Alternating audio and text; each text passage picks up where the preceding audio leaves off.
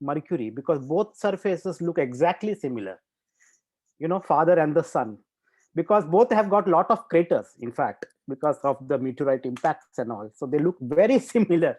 And it was like, and for me, when I was teaching, it immediately came to my mind, oh, the father and the son looks very similar. So completely an astronomical point of view, but awesome. Thank you. Thanks. It was great. Let me share my screen here. I guess you can see the slides probably. So let's start with Purva Bhadrapada. Again, see, we know that the sign falls into the 11th house and the 12th house, so Aquarius and Pisces, which occupies the 11th and the 12th house of the Kalpurusha chart. The first three padas are in Aquarius, fourth pada is in Pisces. But if you see, even 11th house by Bhavartha Bhavam is basically 12th from the 12th house. So there are a lot of themes of Purva Bhadrapada, you will resonate with the 12th house themes.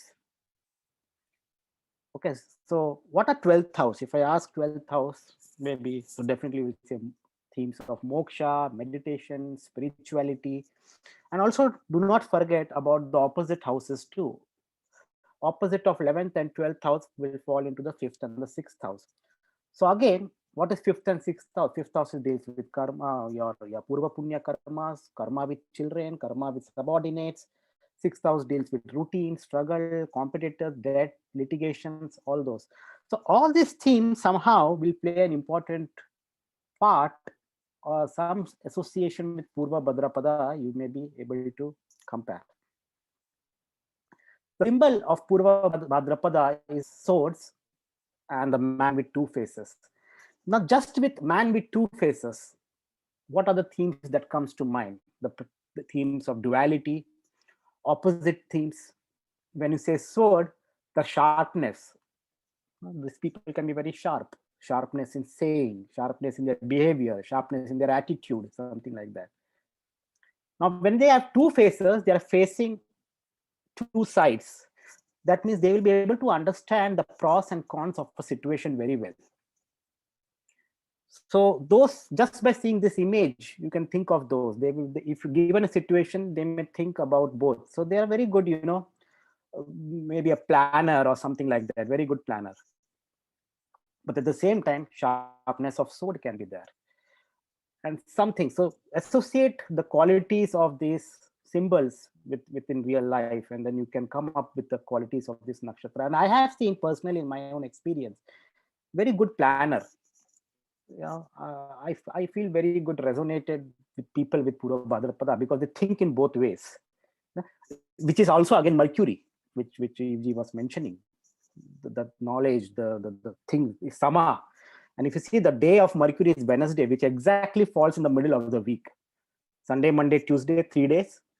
Then Thursday, Friday, Saturday, next 3 days. And Wednesday, the day of Mercury is exactly in between. So, Sama. So seeing the two sides. So that's what exactly Mercurian attitude, So that again, you can relate it to it. The symbol is sometimes also front legs of the funeral cot. That's what they say. So all this Dr. Pai did mention about this. So let's move forward. I won't. So now talking about astronomy, as Dr. Pai said, the stars of this is the constellation of Pegasus. Okay, and these stars here, this is called when Dr. Pai was saying the great square of Pegasus. So this is the great square of Pegasus. Very easily identifiable if you go in the sky, in the night sky, especially during the month of August, September. It's like you can see the entire night, this constellation. And this is the Alpha Pegasus, which is called as also called as, the name is called as Markab. It's an Arabic name of the star, Markab. And if you talk in sidereal astrology, this exactly comes at the Aquarius 29.5 degree. So very close to the Aquarius, where you will find this Yogatara of Purva Bhadrapada. Okay, so this is the whole constellation, and I'm just showing you how the picture of that horse. This is the great square of Pegasus, and this is the horse. Let's understand some mythology of Pegasus. Who was Pegasus? Pegasus, of course, is the horse, the winged horse, no? Having wings, horse having wings and going. If you go to the mythology of Pegasus, because I'm going to say the story and then just figure out the themes of Purva Bhadrapada from those words. So the story goes, Zeus, another important character, he had a horse. This horse was basically of Zeus, and Zeus used to throw lightning bolt and hurl thunder in the war.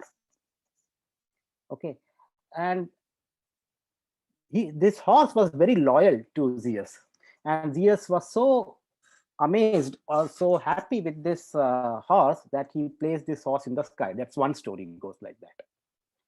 The other story is Pegasus is an immortal winged horse. He was tamed by this guy, Bellerophon, who rode him into battle.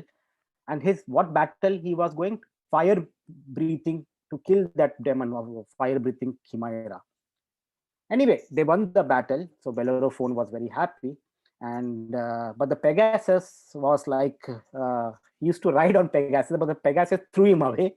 And he just through Bellerophon, and he just kept riding to the heavens and took place among the stars. So these are the two stories of Pegasus. Now, if you see this story, of course, you can see that wars, fights are associated with this, both the stories. What are fights again? Sixth house, competition, competitors, and all those themes can come up. Kept riding threw the hero away and kept riding. So they are very much, you can say, passionate or oriented towards a goal. Now, this goal can also be meditation, spirituality, like he was mentioning about Ramakrishna Paramahansa. How these yogis and all those yogis, she has yogis pictures too. They have to have that goal, correct? They have to have that aim, no matter what it is. So that quality is also seen in this Purva. So I will go through maybe some points later, but that's the one pointed or the consistent efforts to reach the higher. And lightning bolt and hurling thunder, lightning bolt connected to Rudras and rains and all those things you can see. Something like that. So these qualities you can see in Purva Bhadrapada. Now, if you say the sun transits, when the sun transits, because we know that Purva Bhadrapada extension goes from Aquarius 20 degree to Pisces 3 degree 20 minutes. And sun transits this part of the sky from 4th to 18th March every year. So that is when the sun is in Purva Bhadrapada Nakshatra. Of course, we have talked about Aja Ekapad. See, Purva Bhadrapada, you basically split this verse. Purva means former.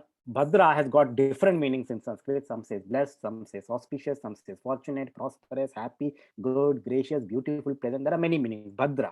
Bhadra Yoga, we sometimes. Again, Bhadra Yoga comes from Mercury, Yogi, I was just gonna say that's the one thing I forgot. Yeah, his Mahapurush yoga is called Bhadra. And Bhadra. also when Buddha associates with any graha, he takes their nature. So we think of that with like you have to be careful when you're like a student or someone on the path who you associate with, because Buddha is that delicate focus, right? It can get thrown off. Yeah. On both sides, yeah. So yeah. Exactly. Yeah. And pada can be division, pada can be foot, can be anything. The deity is known as Aja Ekapad, which I think EG and Arjun, Dr. Pai has talked about it. Aja, the word Aja is not born, unborn, never born. Ekapad means one-footed. So one-footed, never born.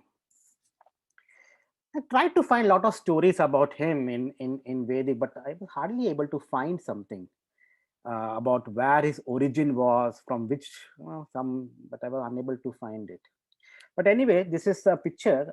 You can see the picture of Aja Ekapad in this picture here, where this is the picture of Aja Ekapad. I don't know how I could see everyone's picture here, but anyway, yeah.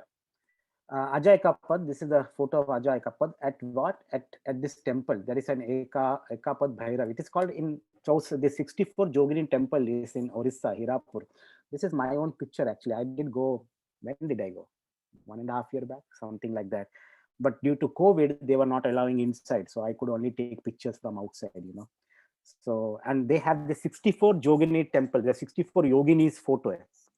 Year and J are in Odia and Bengali, they don't have year and J. So it's year and J are called the same. So Jogini is Yogini also. So Chausati means 64, 64 Yogini temple. And this is outside of the temple. This is that picture which I took. This is that circle there actually. It's just like a circle, and at some divisions they have placed these 64 Joginis. After that, one of them is, I think one picture is of this Bhairava too. Our friend, Mr. Ekapad or Dr. Ekapad, Ajay Ekapad picture. Okay. So, but this was the gate, and I was not allowed to go inside because of COVID. Everything was closed, correct? So made 1.5 years back. So this is the actual. This picture is from Wikipedia, but this is actually my picture of taken from the camera. See, there's also one god, Ulagalanda Perumal temple in Kanchipuram, actually. And we know this is not Shiva, but this is Vishnu. And we know the story of Mahabali and all those there. Again, so this is actually Vamana Avatar, right? Just to Vamana clarify. Avatar. Yeah. That's Vamana Avatar, where Mahabali, the demon king, was praying for having access to all the worlds. And this small boy comes, this Vishnu comes in the form of Vamana, and then we know that story, Vamana Avatar story. See, he stands, and there's a picture which is there in this temple. And he's one leg is pointing towards Brahmaloka, other is pointing towards the Manusha Loka, and then he's mapping all the connections.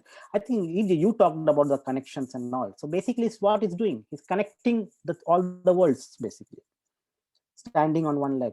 And why the whole thing was, if you see the story, why he had to take this Vaman avatar basically to subside the ego of King Mahabali. So with that story, you can also understand this Purva Bhadrapada natives. I have always seen many times some ego issues are there. Some ego issues are there always. I have given many examples. I can give you. My sister itself is Purva Bhadrapada. So I should not say. Yeah, but sometimes some ego, quenching of ego has to be there, which comes sometimes in later part in life too. Sometimes they will have, but some ego issues needs to be subsided.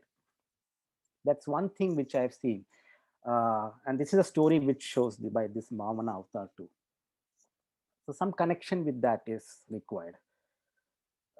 So one point to take, maybe Purva Bhadrapada natives need to put it down. Killing of their ego issues. Coming to the tree, mango tree is considered as the tree for this nakshatra. Now let's understand the importance of mango tree and see what are the terms. See, mango, another is all parts are used, leaves, fruit, bark, its sap, its seed can be used for all different purposes. Now leaves, they make it powder, dry that, powder it, and or sometimes make concoction. And what it does, it reduces the blood sugar and pressure, blood pressure and blood sugar. It can be reduced for dysentery, good for the gut, burn healing. See, again, when I have put this in this green color or maybe fluorescent color, you can think about which houses this connect to. Good for the gut, burn, healing. Think about burning, healing, sun, which houses, 5th house, 6th house. Lot of 5th house, 6th house things will be there. Blood sugar, pressure. Blood sugar is again sugar, pancreas. Pancreas, if you say the body, is again the 5th and the 6th house junction where your pancreas and all is there. Good for the gut, again the 6th house. The fruit itself, the mango is considered as a king of the fruit. Everyone in India may be knowing it. King of the king. Again, king is what? Sun. Again connected to 5th house. Leo sign. It's a good for antioxidant, aid digestion, also good for heart and eye health. Heart again, 5th house. And it's called a rich in iron. It's very rich in iron too. Again, iron is what element connected to Saturn. Saturn again 11th house. 11th house again Purva Bhadrapada. Bark is used for diarrhea. Sap, they say it could give you relief from the bee sting, the sap of this mango tree. Now bee connected with again ultraviolet, so you can or maybe with Rahu and Saturn, But Rahu and Saturn again comes to the house of Aquarius, which is where this Purva Bhadrapada Nakshatra lies. The seed is the mango, but they make mango butter from the seed. I don't know. I never heard, but sometimes in the yesterday research I saw that. Okay, it soothes sunburns, stretch marks, scars, wrinkles, losing weight, and decrease obesity. Now, do not claim anything and do something like that on your own. I won't say, and then you may have some other problems, and then you will blame me. So, but generally, this is considered a lot of importance of mango tree, and you can see a lot of connection with the 5th house and the 6th house and the 11th house and all those things. One thing I want to add quickly, Aditya, is that leaf is also used as toothbrush, So in Kerala, no, I mean, if you don't have toothbrush, that's what you do actually, Yeah. With mango, yeah. The bark, the twigs, correct? Yeah, the twigs and the leaves actually, you would actually use that leaf actually to brush your teeth with. So that's something we did actually, yeah. Now, if you see, mango leaves play a very important role in pujas, in Hindu pujas and all. They will make a kalash. Kalash is like a pot. They will put mango leaves, and then they will put this coconut, and then it is called a Soma kalash. Again, Soma kalash. This is called a Soma kalash, Chandra kalash, Indra kumbha, Purna ghata. Purna means complete, Ghat means pot. Purna ghata, Purna Virakamsya, Bhadra ghata, Mangal ghata. It's all different names for the same thing. Okay, Ghat means pot, and Purna Ghata means complete pot. Bhadra Ghata, Bhadra is again auspicious pot. Mangal means again auspiciousness and all. And again, Soma Kalash, Chandra Kalash, Soma means again connected to moon, Chandra is again connected to moon. Symbol, it is used for auspiciousness, and and it is considered as an embodiment of Ganesha or Lakshmi or Gauri. It's in pujas. And sometimes they say that it is also a representation of the 5 elements. The wide base of the metal pot is considered as earth. The expanded center with where you put water, that is the water, where you have that water put in that pot, because you put water and then we put leaves and then you put that coconut. The neck of the pot is fire, opening of the mouth is wind, coconut and mango leaves represent ether. Again, ether is coming in the picture. Ether is again the earth element and all. And in many temples, what they do is they will sprinkle this water. They'll dip this mango leaves inside the water and they will sprinkle it on people. You must have seen in many temples they do that. It's like purification and all. Now again, when I think about that, what is because in temple when you're going and doing that puja and all, or maybe during what is that in 7 o'clock they do. I forgot that. Oh my god. Aarti, they say, correct? Aarti. They before that they will sprinkle water. What happens in an aarti? Everyone comes together. There is a gathering of people, a conglomeration of people. So that is what 11th house themes again. It's like Purva Bhadrapada, correct? So it's like Purva Bhadrapada. So you have to basically sprinkling water. So they are activating, and they are using, basically they use mango leaf for that. They will dip it and then they will do that. So again, 11th house themes coming there. And again, one more thing is basically when you see those one-footed, I forgot to mention that we were telling about 1 foot of Shiva, 1 foot of Vishnu, and even goddess Kali. If you see 1 foot, she's standing on the goddess Kali on Shiva's body, and 1 foot is there. So something like 1 foot. So when do you stand on 1 foot? Tell me, when we do every day. When we do that. When we are walking. When you are climbing steps. Oh, climbing through, yeah, steps, yeah. Climbing, you're putting 1 foot, putting 1 foot. You are basically lifting that foot. At that time, you are balancing your body on 1 foot, and then you're going. So what does that mean? To climb something, to go above, to climb, you have to do 1 foot. So you have to basically, you're using 1 foot. So climbing here is what? Going to that goal. Maybe it's spirituality. It can be symbolism of spirituality, ascension. That 1 foot. This is really interesting because all of the one leg asanas, you have to concentrate on your balance. Yes. Balance. Yes, we go to Bhadrapada again, you have to concentrate, you have to clear. And if you study, some Tai Chi, things like this, there's one called the crane. And it actually is said to center the fire in the heart. The fire, you stand on 1 leg for that. but you True. look at one point. If you look at a bunch of different points on, ahead of you, you may fall down and lose your balance. So it's very Absolutely. fascinating. Yeah, it's Absolutely. simple, but we don't often consider how important those things are. Correct. Correct. If you have one leg, your balance is really important. Correct. See, if you say 11th house is which part of the body? The ankles, right? Shins Yeah. and ankles. Yeah. The calves and all, correct? Calves and all. Yeah. Yes, The true. best exercise, I was just seeing, now I started to do a gym after doctor has said me to reduce my blood sugar and all, so I do go. And I was seeing what exercise to do just 2 days back. So what you have to do is, I have no idea about all those things, but what to do. So leg exercise to strong your calves, have good calf muscles and all. You have to basically stand on your toes with one leg and take weights and stand on your toes with one leg. Of course, one leg is, you should not take support, and the other leg you should stand in one leg, but not only in with the foot, with the toes, and take weights on both hands, and that's how you strengthen your calf muscle. And I said calf muscle again, 11th house, standing on one toe, standing on one leg toe. So basically what you're doing is Purva Bhadrapada activation. I could stand on my right foot at least for some few seconds, but standing on left It's foot, very hard tapasya. yeah, standing on left foot, I get tingling sensation and all. I don't know. I cannot. Hardly 2 seconds I can stand. Yeah, Purva Bhadrapada activated for you already, right? Before class. Yeah. Yes, already activated. So I was doing that on the other day and trying to see. So that's how you do basically. And I don't know what is that called. There's also one more machine they have where you have to stand on that and stand on toes and weights and all. Strengthen your calf muscle. So basically what are you doing is it's all Purva Bhadrapada activities. And it's interesting, so great.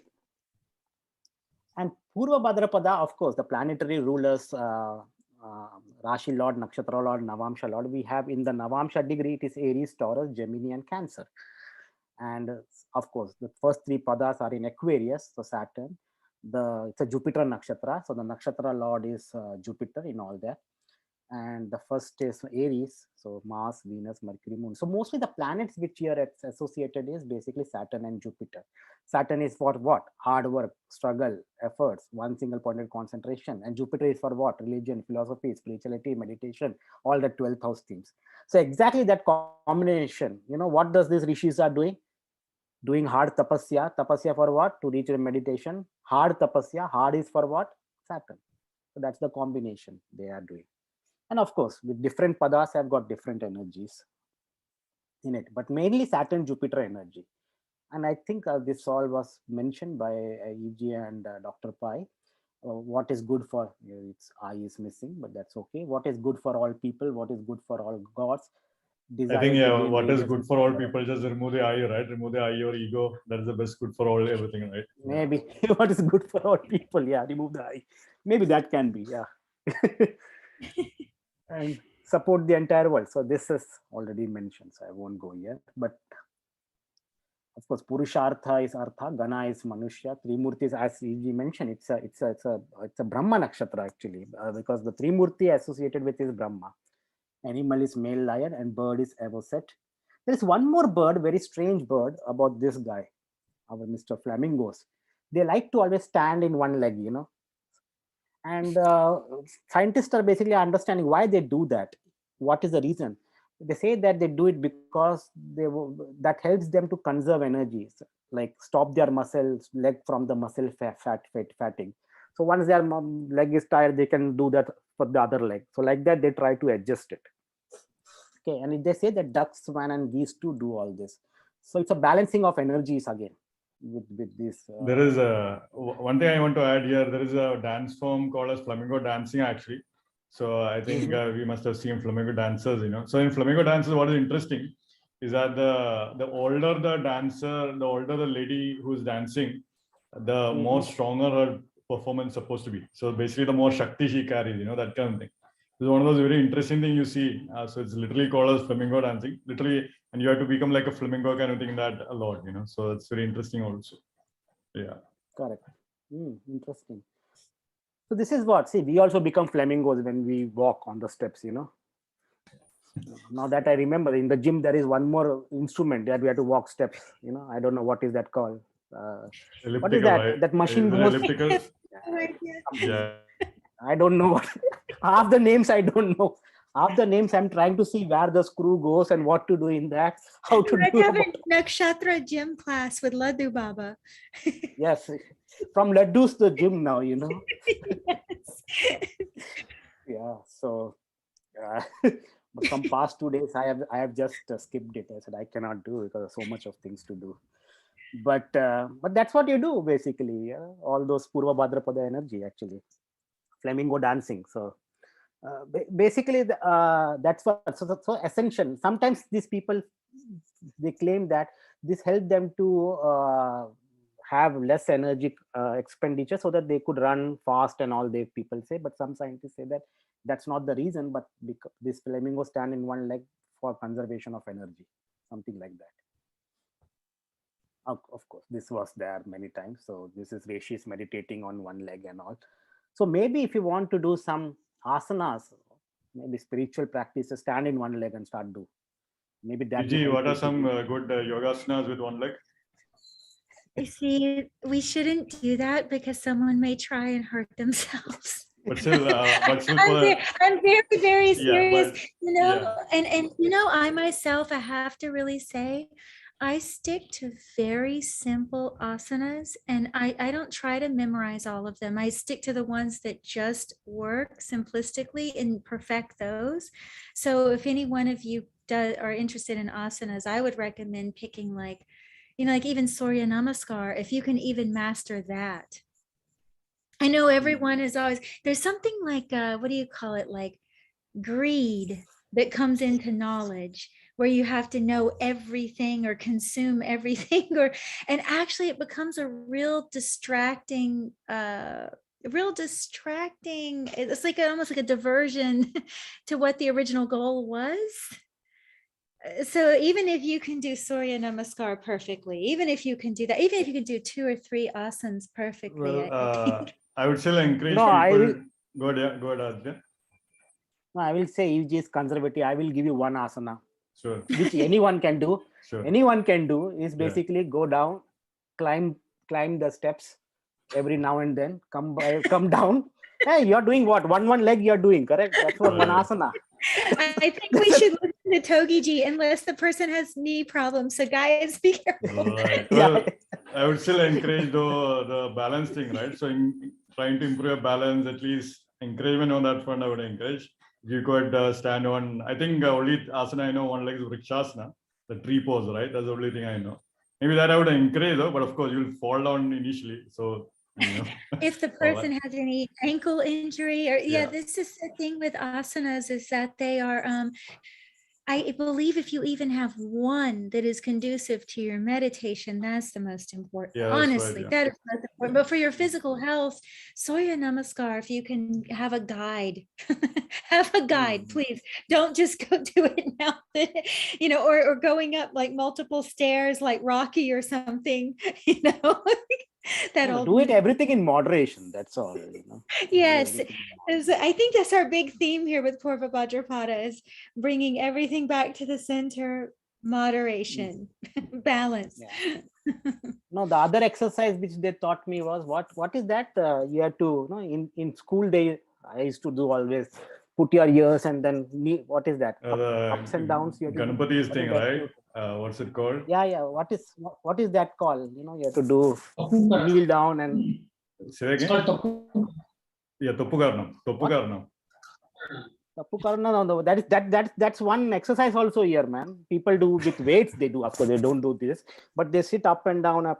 They do exactly similar in what we do in Ganapati temple. They say that it's good for your brain also.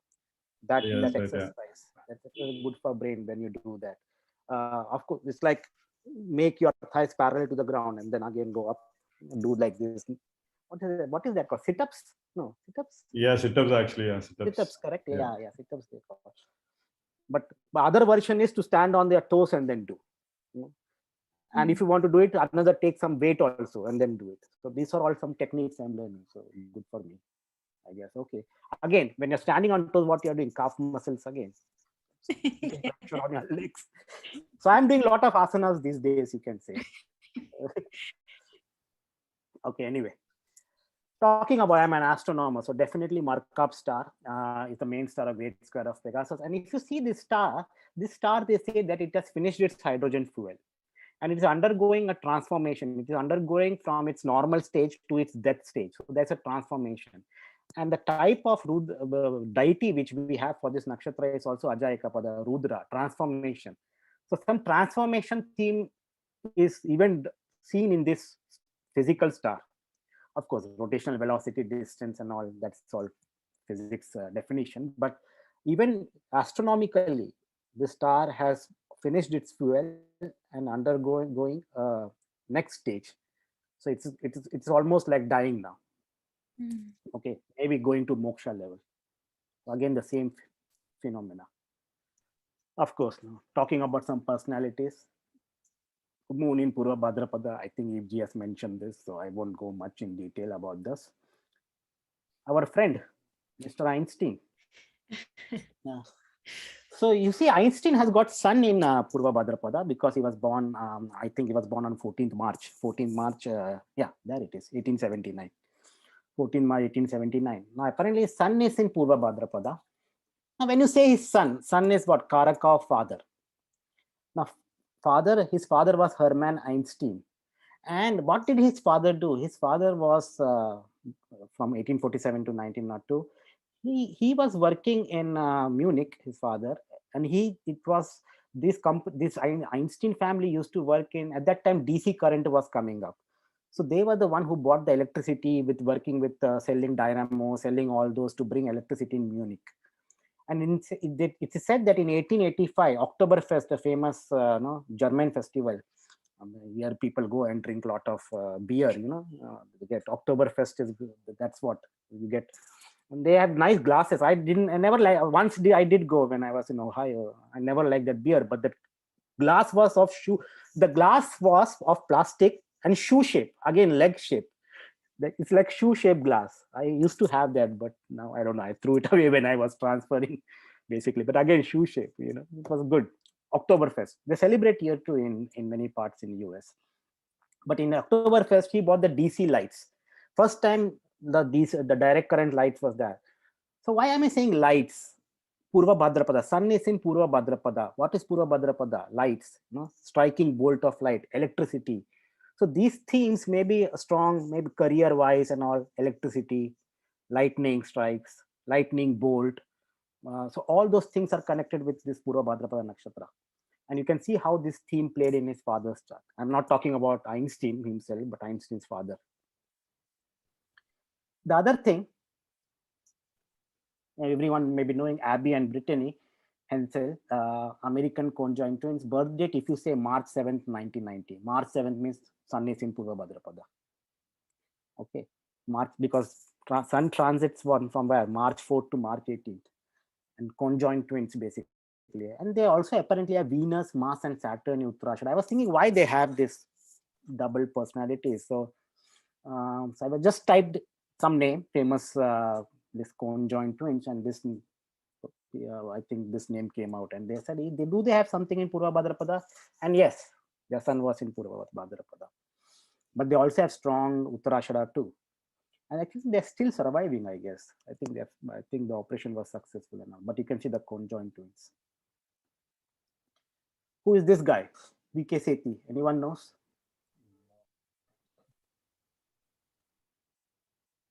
No one knows. No one knows. I don't know. No clue. He's famous doctor. Famous. Even I was not knowing, to be true. I did some research. That's why I know. He was the person who was inventor of Jaipur foot. He made Jaipur foot 20th November 1927, and you can see here. I don't know, his time is unknown, so we don't know about his lagna, but definitely Jupiter is in. So what is Jaipur foot? What is Jaipur foot, Aditya? Oh, that leg. Some people who don't have leg amputated, so putting some prosthetic leg. It's Chandra Lagna Lagnesha as well. It's Lord of his moon. Oh, okay, yes, Yeah, yes. Lord of So Yep, it's Moon, Lord of his strong. moon. Either way, it's strong. Either way, yeah. Yeah, yeah. He So is the Jaipur one. foot is No, that, yeah. Good, yeah. yeah, that Nach Mayuri, she had Yeah. Jaipur foot, Sudha Chandra. Organization, right? Okay. Yeah, yeah. So he was the one who made that prosthetic leg, basically. Again, theme of Purva Bhadrapada, again coming into the picture.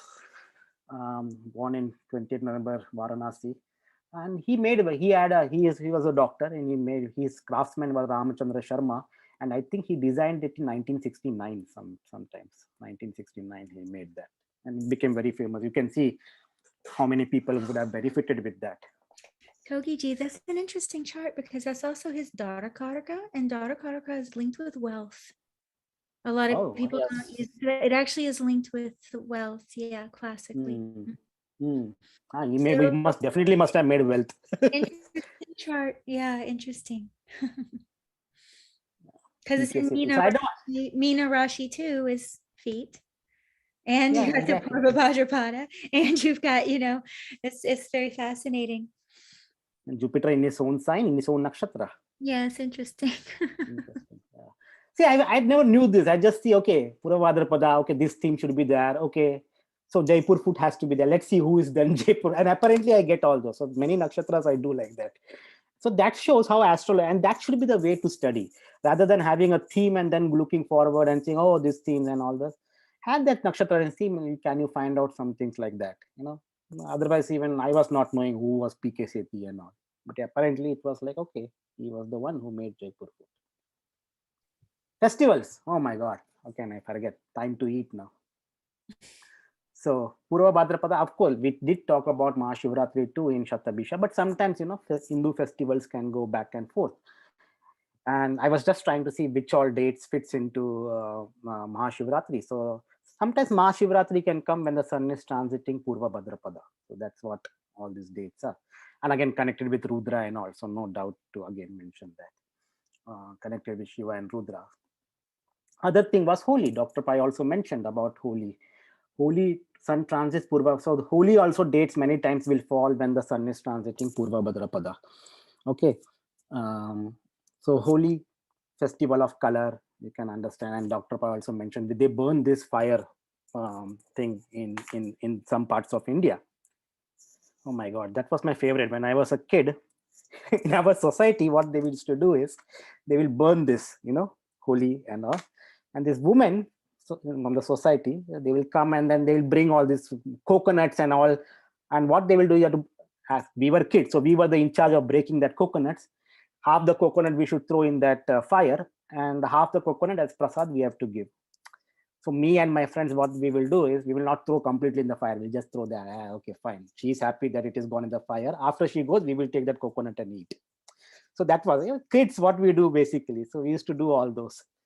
Of course, that too I have not had to say to my parents, because they will be like, why are you eating all those things and all. But that was like all kids will come together, and then we will take, oh, okay, auntie, come. I will take your coconut and break it and all. And it was like all the society group. So I still remember that that's what the game we used to play. And every you accumulated your Rahu karma like that, man. Good for you. I don't know, but there everyone used to do, all my friends, what to do. I also joined the group with them. So like that. And it's prasad. Why that fire is not going to eat? Anyway, we are only going to eat as kids.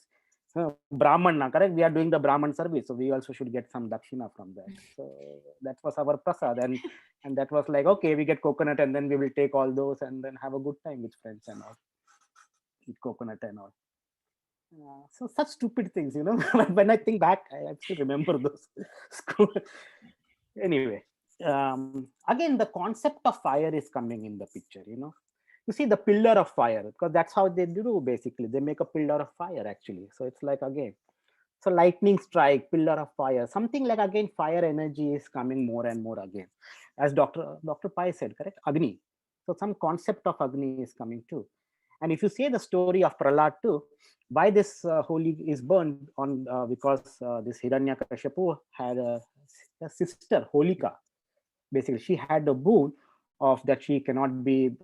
She got some blessings from Brahma. She got basically a dress, and if you wear that dress and go into the fire, you will not be catching that fire. That was maybe Brahma made some fire extinguisher, something, some special dress. Who knows? Special space. No, what is that? Fire suit, something. So she wears that, and this Hiranyakashipu was fed up with his son because his son always used to pray Vishnu. So he asked his sister, "Okay, you take this son with you, and you go in the fire wearing that fireproof suit, fireproof sari. Then you will not be burnt, but that boy will be burnt." So she goes into that, but apparently what happens was the boy was not burnt, but this woman was burnt. And then she was saying to Brahma, "Hey, Brahma, what did you do? You gave me a false suit, false sari, something." Then Brahma said, "That was given for your blessings, but not to create problems, but to spread love and other things and help each other, and not to do this. So that's why you're burnt." And then she dies in that fire, and this Prahlad comes out, which makes this father much more angry. And that's the resemblance of this Holika and all those things. Some people say that.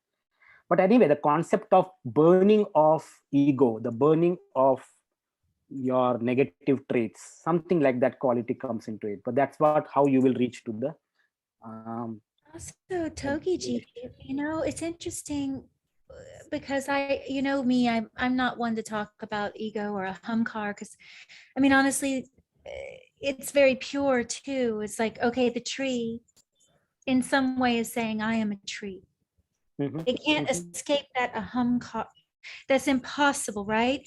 But when we're referring to maybe a portion of the identity that's become extreme, once again out of balance, you notice tapasya because you have stories like Changdev, where the tapasya had made his sense of self so distorted that he was no longer just a Shiva Bhakt with siddhis, but he was so much greater than these kids from Alandi. He was convinced that they couldn't know truth. He thought he knew truth from his siddhis. This kind of illusion of power that can happen through tapasya is actually very dangerous. That's why, even though we've got all this YouTube stuff and people are learning this sadhana and this sadhana, thank God they don't know how to do it perfectly.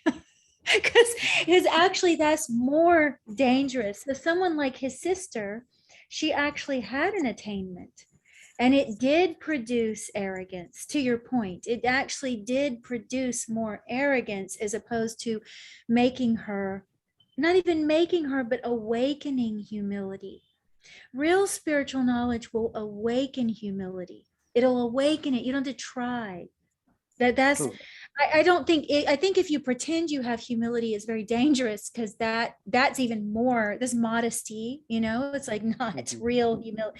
So in this case, it's very fascinating, because the Rakshasas, very commonly, whoever they were, whether this is a political smear campaign by the conquerors, I don't know, but the Rakshasas, they just tend to be they become kind of very out of balance with their sense of self, that they can just rule all. They don't allow things to stay in their proper place. So there could be something that you keep pointing out here that might be worth people contemplating, perhaps with Purva Bhadrapada Nakshatra, that it is kind of finding that equilibrium point where you don't invade someone else's territory like that. Because that's actually what arrogance does. It makes you feel as if you have the right to do something that nature isn't permitting, or that other person isn't permitted to speak to someone in a certain way, for instance, right? Yeah. Anyway, that's just an interesting thing, because tapasya, that fire of tapasya, if you don't finish through, if you don't submit your head, if you don't get to that end point where you're submitting your head, the fire of tapasya can make you very dangerous, make you more of a tiger, Absolutely. Yes. Yeah. See, nothing is good or bad. Excess or minimum is always. Excess of sugar, good. Like excess sugar is bad, not good. Less of sugar is also bad. I said good. Yeah, excess of sugar is bad. Less of sugar Yeah. is also bad. Excess of spices is bad. Less of spices also spoils the taste. Excess of salt, less of salt. Anything excess and anything, But it's really medium. tricky here. I have to say, it's really tricky because at some point, there does have to be an excess of something. Actually, at some point you have to defy, like doing tapasya, you are doing something extreme. And Shirdi Sai Baba didn't say much. They don't have many things from him. He was not, a lot of these guys like Ramana Maharishi didn't say much. Now some of them do have to speak. I feel bad for I feel bad for the ones that have to speak. But Shirdi Sai Baba, one of the things that one of his core disciples had said that was actually recorded was that he would say, to reach the goal, you had to have the longing of a fish out of water. I believe that's the terminology. I've always used that terminology. So I don't know if I'm mixing it up. He might have used a different terminology, but that's the analogy, is like the longing that's so extreme. It's like a fish out of water, and the patience of 1,000,000 years. True. So see, those are two extremes, but at some point they're balancing each other out. So this whole thing, that's why I think people that are very genuine on the path are in deep need of either guidance or really genuine keeping the head down even when they have attainment. So Purva Bhadrapada, it does reflect this, the kind of dichotomy, the contrast, that you actually do have to go to an extreme to reach the goal. You do. And like the Buddha did himself, he sat under the tree until he was a skeleton. They have statues of him as a skeleton until he did realize that the middle path, right? He has all these teachings on the middle path. But this is a very, you can't just, these are just words until you realize. If if you go to the extreme, then only you will, when you go to the extreme, you then only you understand the importance and you will be humble. Like, for example, if you get a siddhi, if you get siddhi just like that, very easy, then the arrogance will come probably, because, I got this. But when you really go through that pain and suffering, by the time you get it, you already, then you are already down with that, I guess. So it's something very interesting there. There's definitely a contrast. And you do have people speak about it that would know, like the ones that would know, like Paramahansa Ramakrishna. He knew this, and he would speak to these things, but it was, very, some people like that, they say something so simple, it is so profound. We're almost wanting all this kind of something difficult to understand. So when they say these little statements, they just go kind of right under radar. But those little statements, and whenever a spiritual teacher of that caliber is repeating something, really pay attention. If they have say something over, because that's something I noticed with Paramahansa Ramakrishna too. He had themes that he would fix on, and because they might be so simple that you just glaze over them, but they're actually very important things. So there is something with this whole balance point. At the same time, you almost have to go to an extreme to realize. So there's some like little secret with Bud Graha being born. There's 3 nakshatras he's born in. Okay, so all the grahas have this, and it tells you that the struggle of that nakshatra gives birth to the knowledge of that graha. So it's very important to see what that is, like Vishaka giving birth to the sun. Of course, not only is, you have to be divided to discover singularity, to discover self. There has to be 2 to discover the one. You have to pass through that fire. Right? So all of these have that kind of connotation to them. Correct. No, true, absolutely true. Now I say that because, see, even when I was doing PhD, correct, when this is my own story, we have friends will sit together, maybe on Friday evening, some party going on, and then, oh, I published one paper, I published two papers, and I will be like, oh my God, all these people are publishing, and I'm not. My guide, whenever I go, is giving me tons of corrections to do. So they went, and then this happened. They published, they all passed, and I am like still sitting. Of course, they were from different department. They were from chemistry. I was from physics and all. So totally different department. And by that time, they are already gone. And after a few years, I published my paper, and my guide was like, "Oh, it's your first paper. How do you feel?" I said, "What to feel now? That whole happiness is gone because now there is no people to say.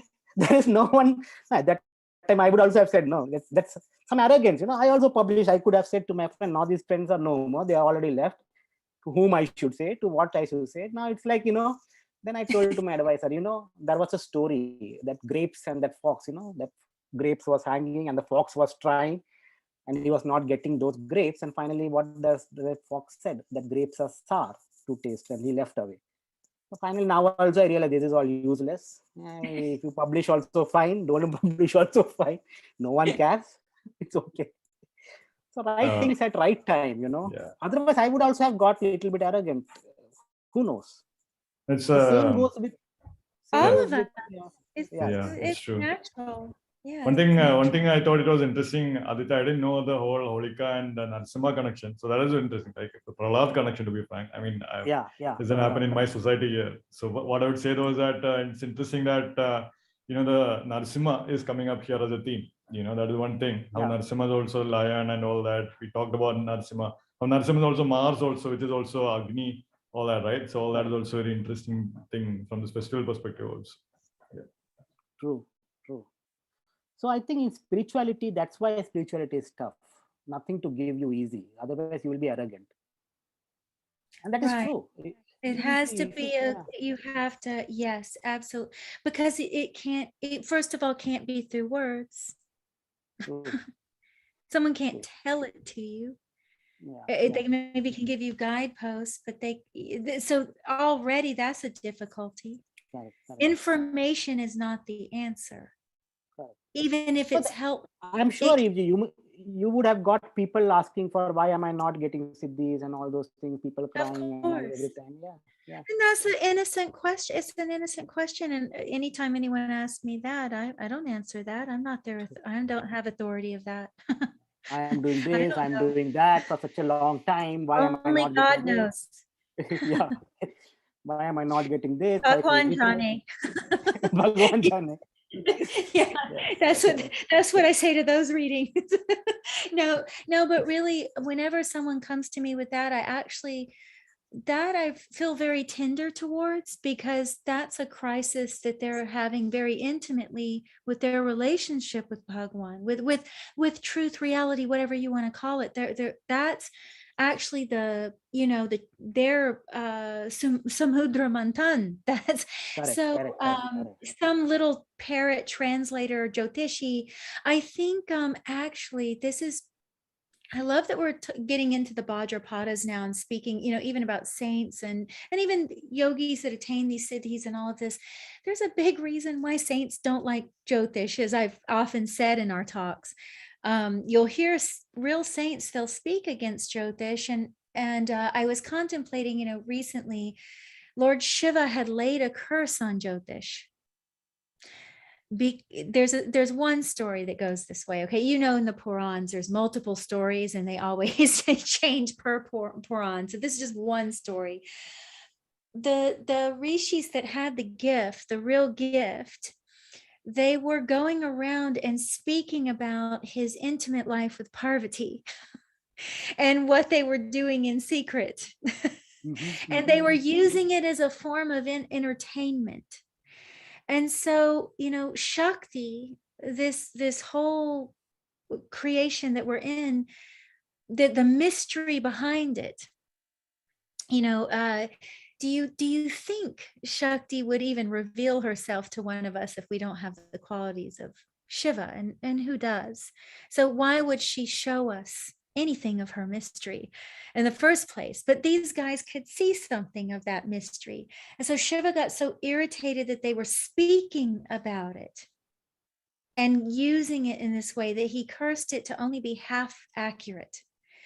And for each Jyotishi to only have half a piece of the knowledge, meaning that no one would be completely accurate, so that they couldn't see his beloved naked, basically unveil the mystery and exploit her, so that they could not exploit her.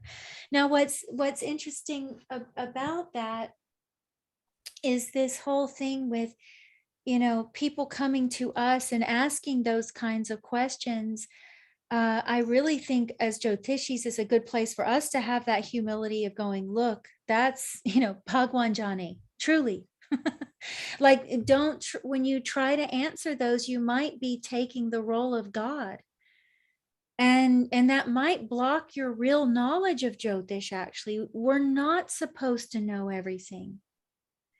I think that's what Lord Shiva is saying by he's giving a gift to Jyotishis that we even see 50%. Even the mercy that we can see 50%. So anyway, I think, speaking of humility here, this is a really good place to put that. Jyotish is a tapasya. It actually is a tapasya, and you do have to keep yourself clean. So when people come, I have real mercy for those kind of questions, that because I know what it is in them is that they don't want to be limited to this little body. This little body that's going to age, it's going to die. It has all these vulnerabilities. Maybe they are impatient. Now that happens, but they've got, yes, that happens. And they've got to realize that. And now as a Jyotishi, we can maybe say something like that as a friend. As a friend, we can easily tell another friend, I think you're being impatient, but taking the authority to say that we know what only Lord Shiva knows. They're timing in that way. Now, maybe there are some Jyotish techniques that can show someone's spiritual advancement, but this is an area, I must say this under Purva Bhadrapada Nakshatra, that this is an area that all of us can actually digest more, because that's hard. It's hard to not cross the boundary with someone's heart that's really longing for something, and then it's really the answer they need is from themselves. The answer they need is actually from themselves, from God, let's say, but it's the God within them. It's not, the most a Jyotishi maybe can do is say, oh, this is the Ishta Devata in the chart, this is that. You can tell all these little details, but can you lead them? Just like my friend who passed away and saw the darkness, just infinite darkness was the way, I think she explained it like that. I can't lead her to the one who was aware of that darkness. I can't lead her to that. But I know that for her to even come out and know that it was darkness, there must have been something witnessing that. For her to even know to say it and to see it, there must have been a witness to that. But can I lead her to waking up that witness? I can't. Right? I mean, you guys might be able to. I have to speak for myself. So yes, that's a big thing. If anyone listening to this, like when people come to us for readings, we can there's remedies, right? There's Jyotish remedies. Those are for specific things in the life to move a certain energy that may be blocked. Or there's these sadhanas, and of course they work, but they shouldn't be mistaken as spiritual. That's not spiritual. Doing a sadhana is not just for a material thing. Is like, if I want to have children, I'm doing the sadhana. That's not necessarily spiritual. That's your moving energy, perhaps, if it works. If it works. It works, yeah. If it works, that's a big thing, yeah. And as Jyotishis, first of all, who listens to whom? You can only listen to yourself. It's not that somebody else will say and you will listen. So as a Jyotishi, I feel even if I say something, really they will listen to me and then they do it. I don't know. Maybe for their benefit they can do. No one listens to anyone after age of 15 or 20. After you're past, that's the point where you all just need to jump into the fire, right? They're all going to the funeral court anyway, so Anyways, so yeah, that you're burning your karma, they are burning. that's it. Yeah, I guess some people are like that, but then you hear very devastating situations where someone really trusted a Jyotishi blindly, invested a bunch of money in No, something. they believe Jyotishi because for their own benefit, maybe, who knows. Yeah, now that's true. That's true. Yeah. But whatever the reason is, still the Yes, person was yeah. coming to seek that guidance from a True. person who made a mistake, right? And we don't, yeah. So this is a Yeah. whole world of complication that comes along with that. Yeah. Interesting. Oh my God, we are going deep into this. This is what Purva Bhadrapada, 12th house, all meditation, It must 12th have house been themes are. inspired all this. I don't know, next nakshatra will be like much more. We'll be talking about we all will be elevated, I guess. Well, I think by Revati, we all will be gone, I guess, then vanished. We are all realized souls. This also, Pitru Paksha is another, Dr. Pai also mentioned, Pitru Paksha is now not sun, but the moon plays an important role here. When is Pitru Paksha? Is the full moon day of Bhadrapada month. After that, the Pitru Paksha starts. Bhadrapada is so full moon day after full moon day of Bhadrapada month. Bhadrapada month generally comes in September. So Purva Bhadrapada is Aquarius 20 to 3 degree 20 minutes of Pisces. Opposite to that part is Leo 20 degree to 3 degree 20 of Virgo. Now, if you see, when is the sun transiting this region? From September 7 to September 21st. And that's why when the sun is in Leo and the moon is in Aquarius, of course, that's when the Purnima is. And that's when after moon transits Purva Bhadrapada Nakshatra in the Bhadrapada month, that's when the Pitru Paksha starts. Again, Purva Bhadrapada is connected to 12th house. What is 12th house? Again, connected to your grandparents, your Pitris, your ancestors.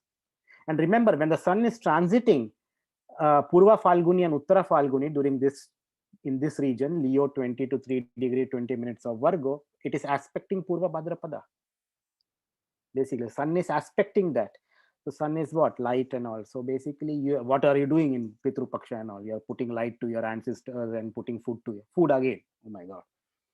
That again, food is coming every time, making me hungry, So basically, you're giving food to them. So that's why Pitru Paksha is also one of the concepts to understand about Purva Bhadrapada Nakshatra.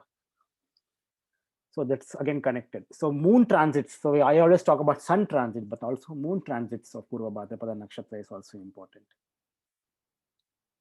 So finally, my last slide here, keywords of Purva Bhadrapada, fire for meditation, spirituality, Aja Ekapada, the deity, Saturn and Jupiter are the planetary energies.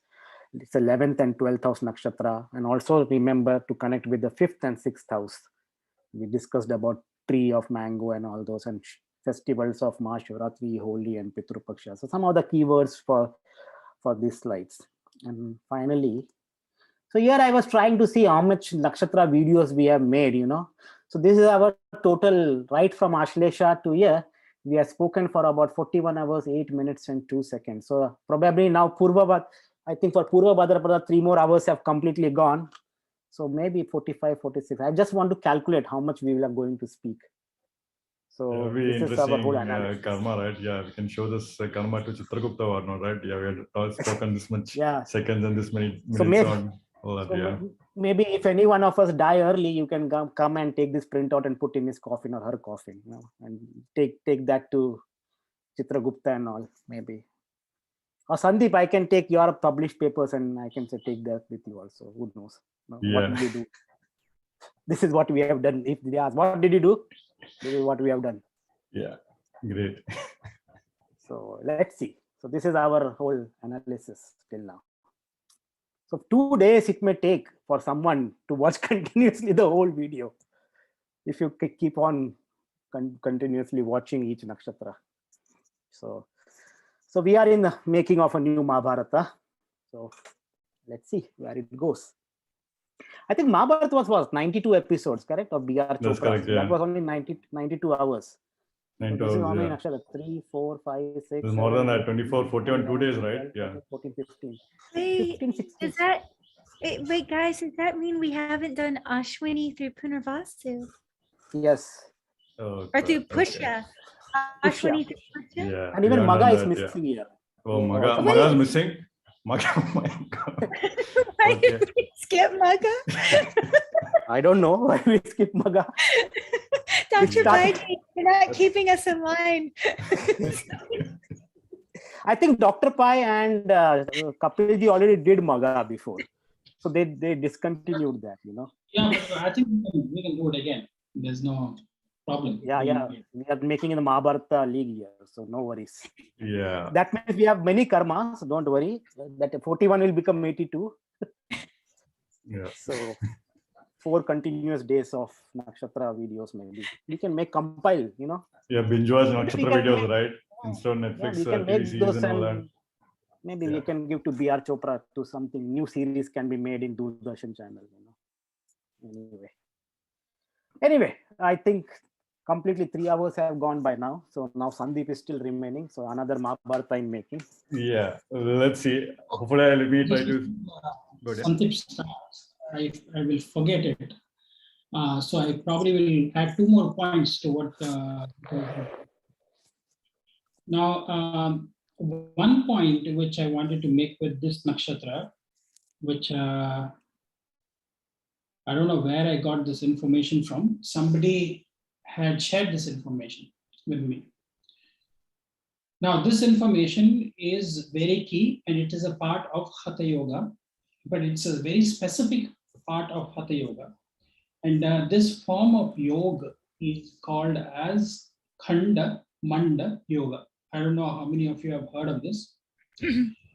This form of yoga was taught by Shiva himself to people, his favorite devotees like Ravana. Ravana practiced this. And maybe some people who have done it, but common people would not know about Khandamanda Yoga. Now, what is this form of yoga? This form of yoga is Ravana, when he wanted to appease Shiva, and Shiva was not appearing, he went on to take pieces of his skin, stripping off his skin and offering it to the sacrificial fire. And later on, he went on to say that he was called Dashagriva or Dashanatha because he had 10 heads. He started chopping off each of his head and offering it to the fire sacrifice. Yes, that is exactly what it is. This is called as Khandamanda Yoga. Every part of the body is offered and then they meditate, and it is said that the body part will manifest and come back. And where are we going with all this chopping of the body? And this is really a Purva Bhadrapada video, I guess. This form of yoga is practiced by only people who go to that depth of Purva Bhadrapada. Do not do all this, viewers. It will be a problem. We all will be in jail. We all will be not do this at home. I think this is her artwork. EFG's artwork. She has drawn that. And you can see offering his head there. But I have known of, I personally do not know, but I've heard of people having this sort of siddhi.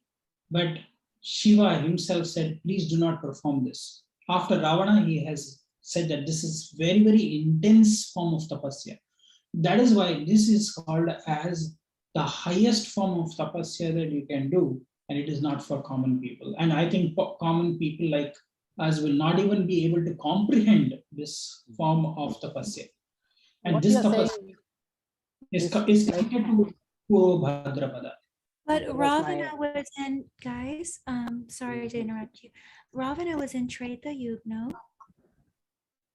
Yeah. Yeah, maybe in a different yuga it is applicable. Yeah. Maybe. Even because one of my teachers, some spiritual guru, who was like so much detached with his body that something ailment happened to him and he was taken to the hospital. And he said that, oh, forget about anesthesia and all, just operate like that, you know. So the doctors operated just without anesthesia and he was being no pain and all because he was so much detached with his body. Yes. So maybe in this yuga, it is like the detachment from the body. That's what is. I am not talking about Treta Yuga and only Ravana. Even in this yuga, also, even in these times, these kind of things were done even by yogis like Shirdi Sai Baba. I don't know how many of you know, in his Sai Charitra is written, he used to take his internal body parts like his intestine and stomach and dry it, and then again put it in. Now, this might sound very funny, but it's actually true. In Sai Charitra, it has been written also that people have seen that he used to do. You know what he used to do? He used to tie just 2 strands of rope between 2 trees, and he would sleep on that one rope or 2 ropes. That's the kind of things that Shirdi Sai Baba used to do. Now, we don't have to go really to Ravana's times to understand this. Now, if somebody is saying he can take his internal body parts and clean it and wash it and dry it and then put it back in. But Dr. Paiji, this is the YouTube world, so no one please try this.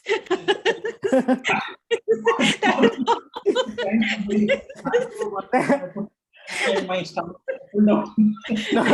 Otherwise, we all 4 will be in the jail. Purva, Bhadrapada, Karma, 12th house, go to jail. 12th house is jail, correct?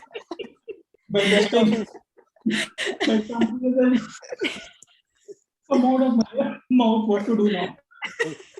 No, that will 12th house. We all will be 12th house will be active. We will be all be in the jail then. Yeah, but yeah, you have said this, Dr. Pai, in some previous video too about, I remember, Khanda Munda Yoga. I heard it from you. Another thing I wanted to say is what Varaha Mira says and Balabhadra in Hora Ratnam. Both of them talk about 2 common traits of Purva Bhadrapada. In Sanskrit, they call it Udvigna. Udvigna means somebody who is restless. As you are talking about people who are wanting to gain their spiritual things, and they get agitated, they get perturbed, or they get disturbed when they are not meeting their spiritual aspirations or goals. They, where Varamira in Brahat Samhita also he talks about the same trait. Is these people get very agitated or restless is the word to say, Udvigna, which means they lose their mind because they're getting restless. They want to achieve Kundalini. Come on, let's do Kundalini. And I've seen so many people who go crazy trying to do Kundalini energy and awakening, and that's becoming really bad in the West because people don't even know what is Kundalini. And I don't know. It's really dangerous. Very dangerous. You need a proper foundation, usually a proper guide. You really do. I can't encourage that enough. Yeah. And it, Bhadrapada, I think, deals with the nervous system in general, because it deals with spine and medical has a lot to do with the spine and the spinal fluid. So what you're saying about the anxiety and the anxiousness so it can also just be a medical condition with a person why they can't keep patients too. This is a real thing. Their nervous system is just more fire in the nerves, more electricity. And I would also tell you, I've had, now I don't know whether should I discuss this here on this recording, but I've also come across some of my clients who have had issues with their sexuality and were ready to try Tantra as a way to get their manhood or their womanhood, to strengthen their powers, to be able to, and that can lead to something, I know what is, I don't want to say, some distorted mind, but what do you say, pervertness can come. These are people who do practices which are maybe not the right practices because they want to achieve something, grab something because of this udvigna. Udvigna means this restlessness of saying they have a problem, but they want to overcome the problem by resorting to something which is like, I wouldn't say it is black, but it is like doing things to strengthen their libido or strengthen their things. Well, Dr. Pai, Purva Bhadrapada is a nakshatra of genuine Tantra, let's say, because of, let's look at Paramahansa Ramakrishna. So Yes. it is a nakshatra that gives genuine spiritual energy or the desire for that in many cases. So if it has the pure side of it, naturally it's the high and the low are always connected. Yeah. So I want everyone listening to always remember that the ground is always connected to the sky, meaning that if a nakshatra has one low trait, it's also going to have the elevated trait of that. If it has an elevated trait, it's also going to have the polarity of that. Yeah. Often our strength is our weakness. So I understand why these people are seeking that in this nakshatra, because this nakshatra also wants to destroy false piety sometimes. So it doesn't want to just choose to be a good person just to be good, or religious. It's not satisfied with that. So it's kind of challenging those boundaries. And honestly, in a genuine path, those rigidities do need to be challenged. So it's this confusing place to be. That's why I say that Bud being born out of this nakshatra, the person realizes they may need to be a student, not a teacher. They may realize that I would encourage everyone with any inclination that if you haven't done something for many years, and if you're just going to jump into teaching it, be very careful. Anything. Honestly, if you haven't done anything, I mean, how can you teach advanced calculus if you only grasp one little piece?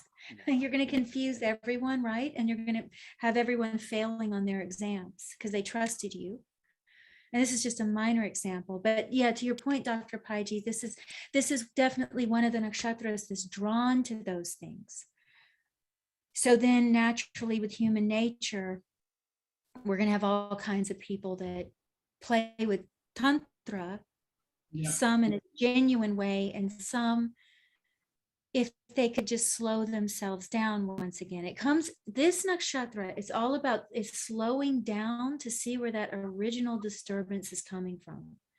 That original rag, that original sound, the original little thing back there that's going, I need to do this, or I need this quicker, or if they could just slow themselves down, and even contemplate the story of Budgraha, even when you're talking about sexuality here, is very interesting because his story has so much to do with it.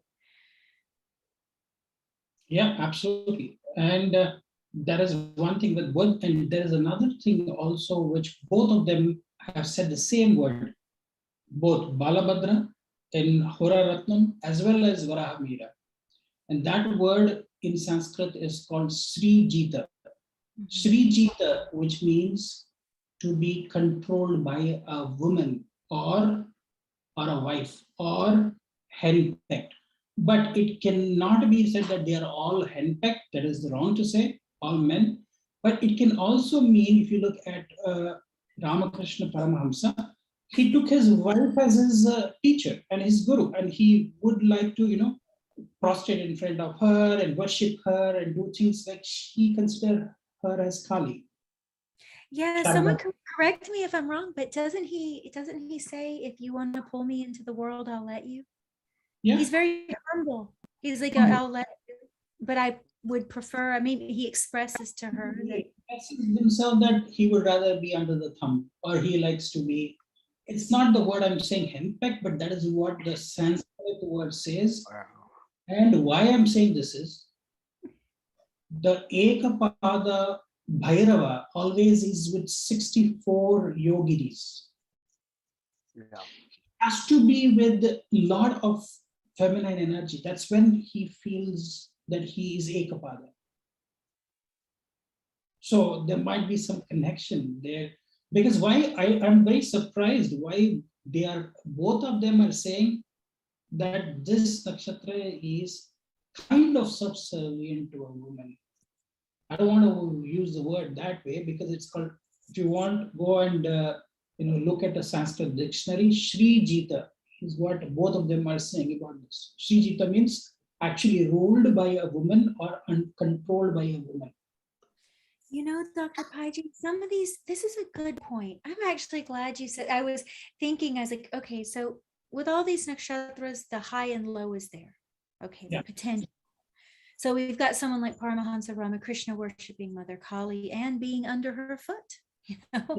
And then you've got the lowest case scenario, which is probably going to be painful for the person, you know? Okay, so we've got that, but these Ugra nakshatras, very commonly they get mistaken for being an abuser. I will hear astrologers say, oh, this person's no good, they're going to abuse.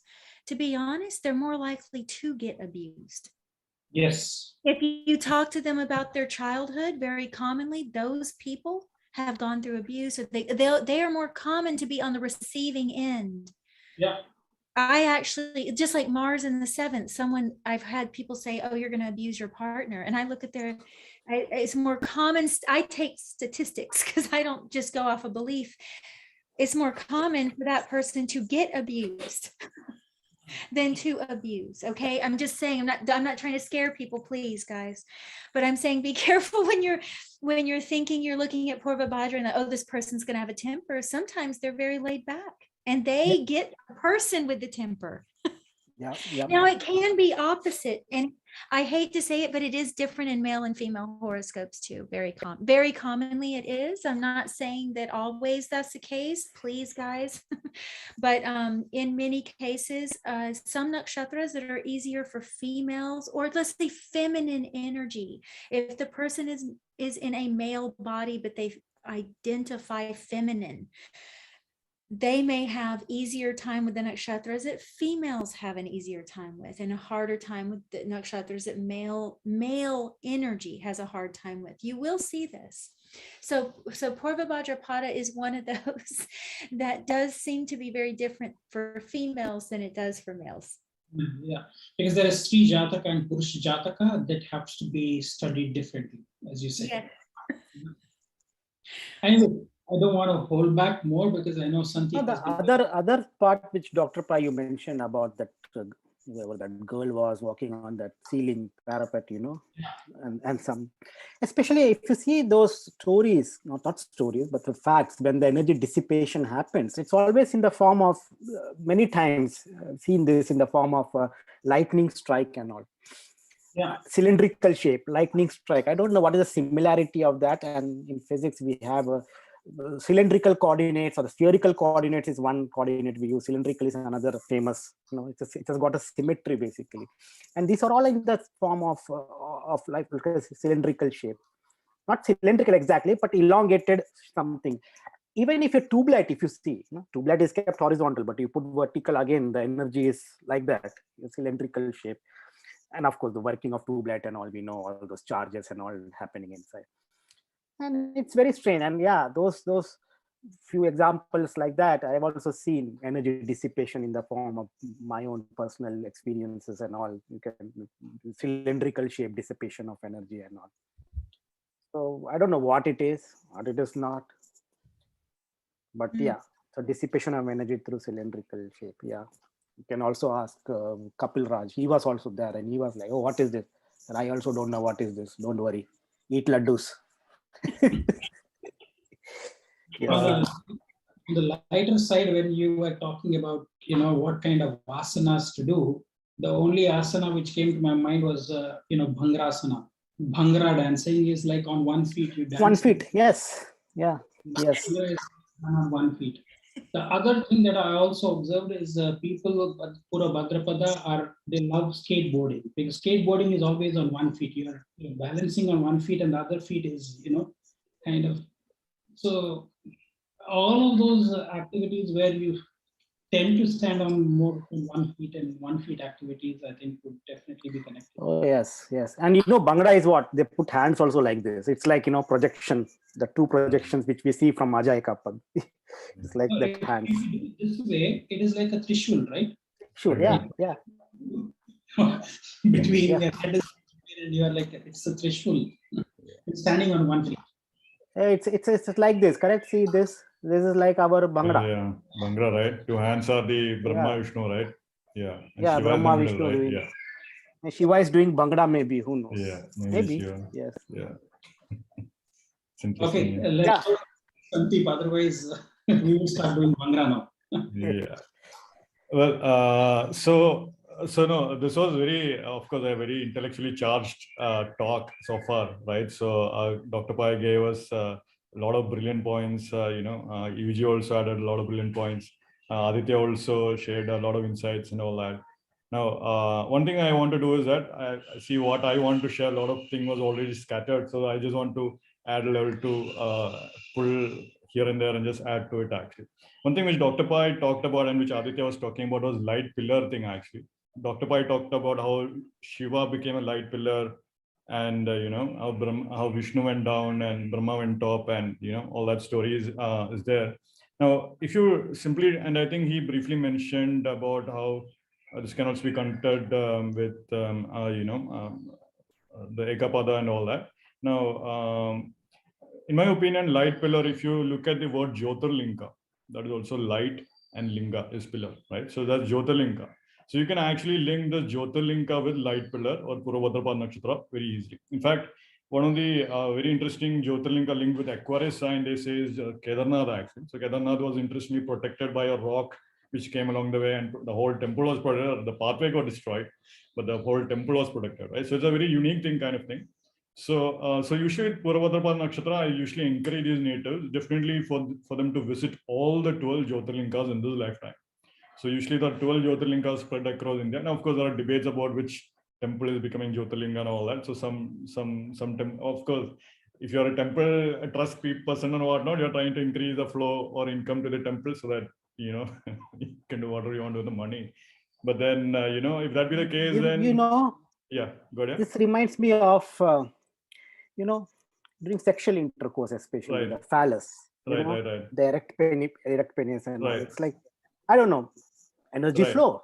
Yeah, exactly that. Yeah, exactly that. Of course, 100%. Sexual state can also lead you to samadhi states. That's a very common thing. Many tantrics use that particular poise to use that also. That is, of course, one of the things, but that is maybe 1% of 99% of tantra is still left, right? So that's the other thing. You focus on just 1%, you're missing out on the majority also. That's the other problem also. But Jyotirlinga, definitely, this is one thing I can definitely say. Jyotirlinga is also pointing to a light pillar also. So perhaps in these places, perhaps the original Jyotirlinga might have been a light pillar. The yogi might have formulated a light pillar kind of structure there so that you could actually experience that particular kind of energy or consciousness there. That kind of possibility exists very strongly. So that is one big connection, in my opinion, here. And of course, if you go to the legend says that if you go to and there are many kinds of lingams and all that, many kinds of Shivling temples are also there. There's the Panchabhuta Lingam to balance your 5 elements, which I actually learned from Dr. Pai the first time. I didn't even know even those kind of things existed. Then there's also 12 Jyotirlingas also, come to 12 Rashi. If you go towards 12 Jyotirlingas, your karmas associated with that, 12 Jyotirlingas will be purified. Now, it doesn't mean that you go to a temple, your problem is solved. It doesn't happen like that. What usually happens is that you decide to go to a temple. From that point onwards, your karma with respect to that particular sign will be activated. So to the point where until you get to that temple, there will be these obstacles which you might have to encounter. Your karma will be purified along the way to the temple. So that's what might happen actually. So when you go to certain temples, many times people might fall sick, and you are unable to reach the thing. But once the moment you get the darshan, everything is solved. That kind of thing actually. So know that it's neat. So many times these practices, and this is a very pure Purva Bhadrapada theme also, in the sense that the practices which have either was practiced in a different time and which has lost its fundamental attributes over a period of 100 years or so. Now, one quality I would encourage in terms of thinking about Purva Bhadrapada is to combine Satabhisha Nakshatra and Purva Bhadrapada Nakshatra together. So one is, of course, the Abhisheka Nakshatra after all. But even if you look at the Brahma, Vishnu, Shiva thing category, if you started from Kritika, Purva Bhadrapada becomes a Vishnu Nakshatra at that point. So it's an interesting thing. So now you have Brahma, Vishnu, Shiva Nakshatra. Satabhisha becomes Brahma Nakshatra. Purva Bhadrapada becomes a Vishnu Nakshatra at that point. So that's a very interesting thing. And usually you see all these communities following all these practices or rituals which might have lost its original intent actually. So that kind of karma is also sometimes linked with Purva Bhadrapada in my opinion. Because for instance, you have this very interesting, so one of the clients I had actually had Rahu Ketu here in this particular placement, and that client's Kuladevata was actually Sati actually. So Sati Mata was, of course, Shiva's wife who actually jumped into the funeral pyre, right? So that's a very direct thing, actually, right? So this kind of extreme act, which was perhaps a story designed to help you out in many other ways, eventually degraded. It was like, okay, in-laws basically torturing the wife to be, so that they could get whatever, like, to jump into the fire and all that. So that kind of problems in which age-old traditions, perhaps you're losing its meaning kind of thing, that particular problem is a Purvadra problem also. And 100%, as UG mentioned also, many times when you are encountering deeper sadhana and all that, if you are only, remember, it is still having 3 padas in Saturn, old sign of Aquarius. So Saturn is this planet that only matures at 36 years of age. So clearly when you're 36 years of age, what is important to you is different. What is going to be important for you at 18 years of age or 25 years of age, or forget even 28 years of age also. So definitely that is going to be different things. Actually. So there is a quality of time that has to be going into the spiritual practice. In fact, in any yogic traditions also, the standard thing is that you have to do at least this thing for 12 years. That's a very standard kind of thing. Now, from an astrological point of view, we can immediately say 12 signs and all that. We can immediately say so. That is very easily understood. But since we are students of time ourselves, so it's easy to understand that. But from a yogic thing, this is one of those things actually. Now, the other aspect also, Dr. Pai also mentioned about Ekadasha Rudram and all that. Now, in general, I just want to, just to add on top of that point, Dr. Pai mentioned Ekadasha Rudram. In general, you have the Rudram thing. Rudram is the mantra which is from Vedas and all that. Of course, to invoke Rudra. So that what is interesting is that you see that in Ekadasha Rudram, when you're chanting 11 Rudrams together, they chant in a very particular way.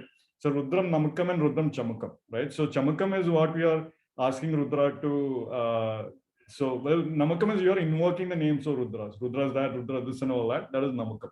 Rudram Chamakam is that. Okay, give me this, give me that. That is Rudram Chamakam. So of course, so sometimes some people make the mistake of inviting Rudra by chanting Rudram Namakam, and then they don't ask Rudram to give anything. They don't do the Rudram Chamakam. So of course, you unite Rudra, feels like Rudra energy into your home, and then you can expect if you don't ask it, then it will do what is needed actually. So it's not always the best thing. So usually when you're invoking something superior like Namakam, Rudra's energy, you have to do the Chamakam part also. So sometimes mistakes like that. So in with Namakam and Chamakam kind of thing is being missed out, that kind of thing. But interestingly, in the Ekadasha Rudram, what they do is that they actually divide the Chamakam portion into 11 parts actually. And then they'll do one Rudram and then do the 1/11 portion of the Chamakam first. And then they'll do the second Rudram completely. And then the 2/11 portion of the Chamakam part is again decided. And then the complete Ekadasha Rudram is completed actually. So this is a very interesting concept actually. And this is very interesting because this is following Ekadasha is of course 11 in general as a number. So of course Rudra, there are 11 Rudras also. There are also, Aquarius is also the 11th sign. So there is something very unique about that particular number also. But this particular pattern of 11 coming in the mantra, that's something very interesting, which I thought was very interesting. Of course, then the other interesting thing which Aditya also mentioned, Dr. Pai also mentioned, is this link with Agni. So that, I think that was a very interesting point because that really connects the elevation of this Agni. So we know the Agni, there is the digestive fire which you have, then we have the fire, the Garhastya Agni, which is a fire in a home and all that. But then there is of course the atmospheric Agni, which is actually lightning and all that. Now that is something not many people work with or understand. There are a lot of, that is having a lot of power. In fact, they say a tornado itself is actually capable of, generating power that can last for hundreds of years actually, if I'm not mistaken. And that lightning is extremely powerful force actually. So the lightning that is coming from storms, and so these natures will actually have a direct link with the atmosphere, in my opinion. So there are of course atmospheric beings and all that, Maruts and all that is there. There are Nagas also who can reside in the atmosphere, which we'll talk about soon. But now the lightning aspect is very strong. So one aspect is that usually these natures will have a lot of energy within them. So when they're young, they don't know what to do with that, and that's a real problem. So, they will actually have to, like, usually in this day and age, you're in a Western world, good chance you will express itself sexually. That can happen very commonly. That's what everyone is doing. You'll do exactly what everyone is doing. You'll do that. Now, but in other world, like you are in conservative society, like even in Islamic country or even in Indian society or not, you'll be very angry towards everyone actually, similar to that. So that Rudram kind of aspect will come very strong. So there's need to understand that you carry a lot more energy. I think this is what UG also mentioned in the video which she made, Dr. Pai also, the need to understand that they carry a lot of energy is something they need to recognize actually. That is one important thing I want to again highlight. But the other aspect with this lightning and this whole analogy of the storm, lightning coming from huge rain and thunder and all that, is also pointing to the initiation lightning or the Shakti that is given by a guru to a Shishya. Now, that is a huge thing. And most of the time, this particular initiations happen in group settings. Aquarius is the sign of natural 11th house of great gatherings. So this satsang kind of thing, in which people are sitting around a guru and the guru comes and initiates you one way or the other. So usually these natives, and correctly, when the lightning is stimulated, when the Shakti comes from guru to the student, definitely the lightning is going along the spine of the student. So what EG mentioned about Sushumna Nadi and all that is very important point actually, so in which you begin to see that these natives at some point will kind of connect with the yogic tradition or any kind of a tradition in which the spinal kind of practice is basically emphasized actually. So that's one thing I want to highlight again. So usually Kriya Yoga traditions, yogic traditions, Siddha Yoga, whatever, right? In fact, I came across another kind of yoga that exists apparently. So Naga Yoga, right? There's something called Naga Yoga. Because the Naga yogis apparently, they unite with different kind of Nagas, different kind of chakras apparently. So that was interesting. So that kind of thing is very interesting, So this yogic traditions or this some kind of real esoteric tradition karma will actually play out very strongly. One way or the other, it will play out, of course. Whether you will go into, whether you'll join a sex cult or whether you join into a guru cult or whether you'll join into like a proper guru who is lesser known and all that kind of thing depends upon your karma and depends upon the plans and all that, oral chart and all that. You cannot say that. But that energy is there. So recognizing this kind of energy will work out is different. Of course, usually this is also an important point. Now the Narasimha, so lightning aspect also I want to highlight this Shakti aspect in many powerful ways. So usually Shakti aspect can also be linked with Siddhis also. So this lightning can also be various Siddhis and all that. But what is interesting is that, you still see 11,000, 12,000 teams playing out with Siddhis. So you get the Siddhis, which is 11,000, you get all the Siddhis out there. And then you have to let go of that into the Pisces actually. So whatever Siddhis you gain, eventually the Siddha master eventually goes beyond the Siddhis. So you get all the 64 yoginis around you, which are all the Siddhis and all that. But that is a chakra between the Ajna chakra and the Sahasrara chakra. There's one more chakra above that. Sahasrara chakra is still above, existing above that. So you have to get to that point also. So many times people can actually get caught up in that Siddhis kind of thing. And there's a real problem here in this particular nakshatra, in my opinion. Usually these nakshatra natives will get these Siddhis and all that, but they forget there is one more chakra above that. So that's a different problem. So usually that's at that point, you begin to see why the 64 yoginis kind of thing needs to be understood clearly so that you can get to the top. So that is one aspect there also. The other thing which I want to highlight is that of lion actually. So this lion-based gods and goddesses, right? So which Dr. Pai mentioned with there is he mentioned about Sharba actually. So Sharbeshwara is a deity who is supposed to have calmed down Narasimha. Now it's said that it's interesting. You find a Shaivite version of Sharba, you find a Vaishnavite version of Sharba also. So of course, you can clearly see two big groups fighting against each other, creating gods to basically handle that. That's a different set of problem. That is also there. Now, but what is interesting about this Sharba, if you look at Sharba Tantra or Sharba Mantras actually, their mantras are much more folk-based thing actually. So it's not like Sanskrit pronunciation or all that. They'll say some Java types kind of thing. Very simple Hindi kind of thing, very simple mantras also. You'll see that kind of thing actually. But you'll see, so this is also pointing to this wisdom that is existing in folk-based traditions and so forth also. Some old tradition that have been going on, but still there is energy in that. That is still answering your prayers or that is still allowing you to make some big gains and all that. That kind of thing also. That is one more thing. Now, of course, the female deity is linked with lion, of course, is goddess Durga. So you will find a natural affinity towards goddess Durga for these natives actually. So usually, of course, goddess Durga is also linked with Rahu also. So you'll see that direct link there. And the other interesting deity also is basically this goddess called as Pratyangara Devi. Now, Pratyangara Devi is a lion-headed goddess. I mean, I didn't know that, but there's an actual Pratyangara Devi. So interesting thing is that there is a Leo. Leo is the sign actually opposite to Aquarius sign.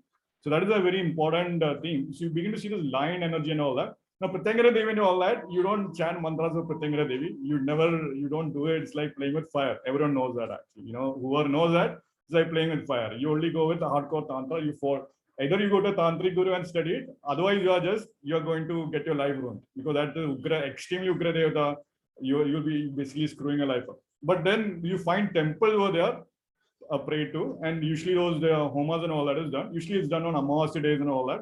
So it's a very powerful thing. But you begin to see these natives are naturally drawn towards that kind of energies also. So of course, Agoris and all that Dr. Pai mentioned, Nagababus, Nagasadhus, all that kind of thing is a very direct. The other thing I want to highlight, which is a simple point about the Bhadrapadas being linked with the, first I will talk about the food aspect. Of course, there is the blessed food aspect and all that. So one way how this karma might play out is that usually I encourage these natives to actually touch the feet of that planetary karka in their lives. So sun and, Purva Bhadrapada, you might have to touch the feet of your father. Moon and Purva Bhadrapada, you might have to touch the feet of your mother. Mercury, sibling, younger sibling or uncle or something like that. Mars, you might have to touch the feet of your sibling or something like that. Or a yogi or a guru or something, if Jupiter and all that. So sometimes I've seen that kind of thing can be very, very important actually. This particular aspect of touching the feet or blessed feet of someone, that kind of thing can actually give you results.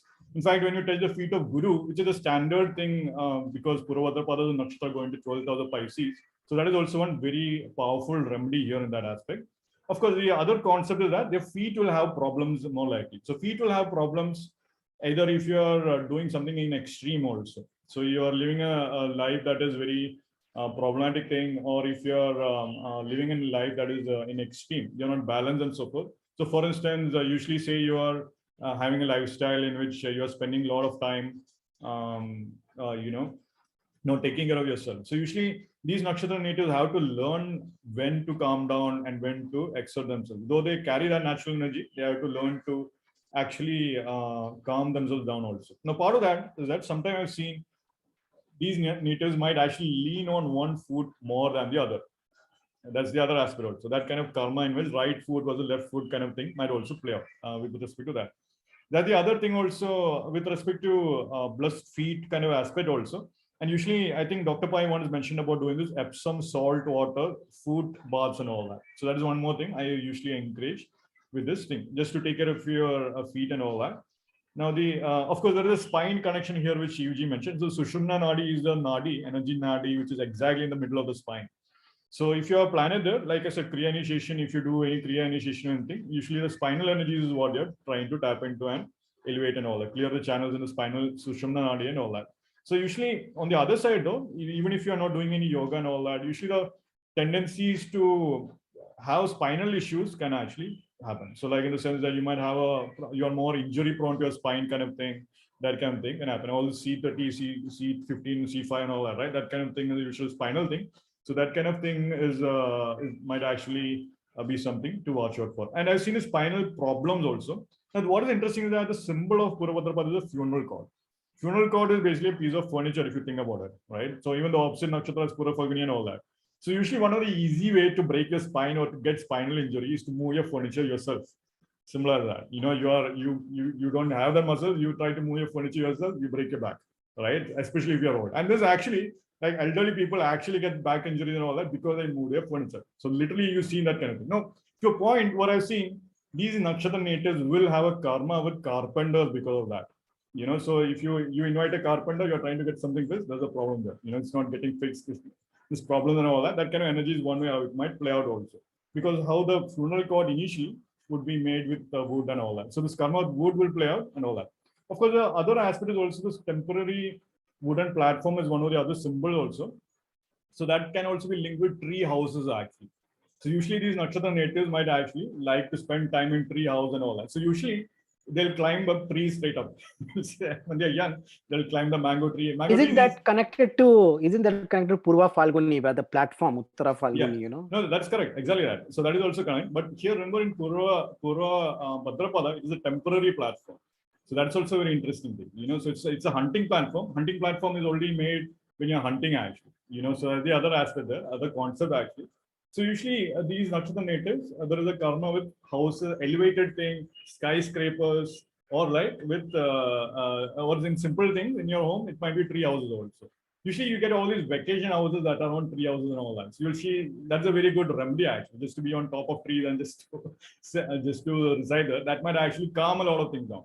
So of course, this can also mean that many times they are more visiting tall skyscrapers, looking at top-down view of the city. All that is very beneficial, and it's a very powerful thing also for these natives, in my opinion. Now, the other thing I want to highlight is also this Nataraja aspect which Dr. Pai mentioned. Nataraja, of course, is standing on 1 feet and you're dancing. So usually, you're looking at a Purva Bhadrapada Nakshatra native if they are on the Facebook pic with one of those one-leg yoga poses, right? So that kind of thing you can immediately see. But then the other thing I would say is that with Nataraja, though, I've seen that usually these Nakshatra natives might study the dance from a Bharatanatyam or Kathak or whatnot. That kind of thing might happen. More importantly, I've seen that if they studied Bharatanatyam and all that, I usually encourage them to actually do the Tandav dance and all that. Because doing the Tandav dance is very powerful way to calm down a lot of energies and so forth. Now, what is interesting, and this is a very powerful, interesting thing also, because when you're in temple, usually when it's festival time, it is a common practice to have dancers or in the temple festivals and so forth. Now, usually it's very interesting. You could think, why is it not there happening every day? But now big temples and all that, of course, you see that. But in small temples, usually you see it only during festival time. Now, what was interesting is that I asked a priest actually told me that in temples, each of those offerings, like you're offering a dance. First, you're offering dance is a kind of offering that is offered to that deity. So it is actually one of the 16 offerings or one of the 32 offerings or one of the 64 offerings given depending upon the scale of the Utsava. That's one thing. So actually the dance is like an actual offering you can give to a deity. You can sing a song for the deity. You can actually do a dance for the deity. So that's the thing. Now, it's very interesting is that there was actually one, supposedly there was one Vaidya who would, before she would give the medicines, right? She would actually dance in front of the deities and then she would hand the medicines to the patients. So because apparently that would actually energize the whole thing, and then the medicine also would become very strong because of that. So this whole aspect of literally being the dancer, becoming like Nataraja, or actually doing the actual Shiva's dances and all that. That's one more thing I really encourage also. The other thing with Nataraja also I want to highlight is that remember, if you look at the actual Murti of Nataraja in the temple Chidambaram, you see Nataraja there and there is Parvati in the corner. You see Parvati is also there. So usually when you invite Nataraja energy to your home, usually you have to invite Parvati also to your home. So that's a big mistake which many people make. You buy Nataraja statue, there's no Parvati around. So of course, you are inviting Nataraja statue, he's going to dance with fire and all that. Your life will be in fire. So that's a problem actually. So usually when you have Nataraja statue, it's important you should invite the Parvati statue close by also. So that's also important to the statues, either to the statues or right side. So I think statues left side, if I'm not mistaken. Statues left side, usually Parvati Mata you can find. That's a very important thing in my opinion.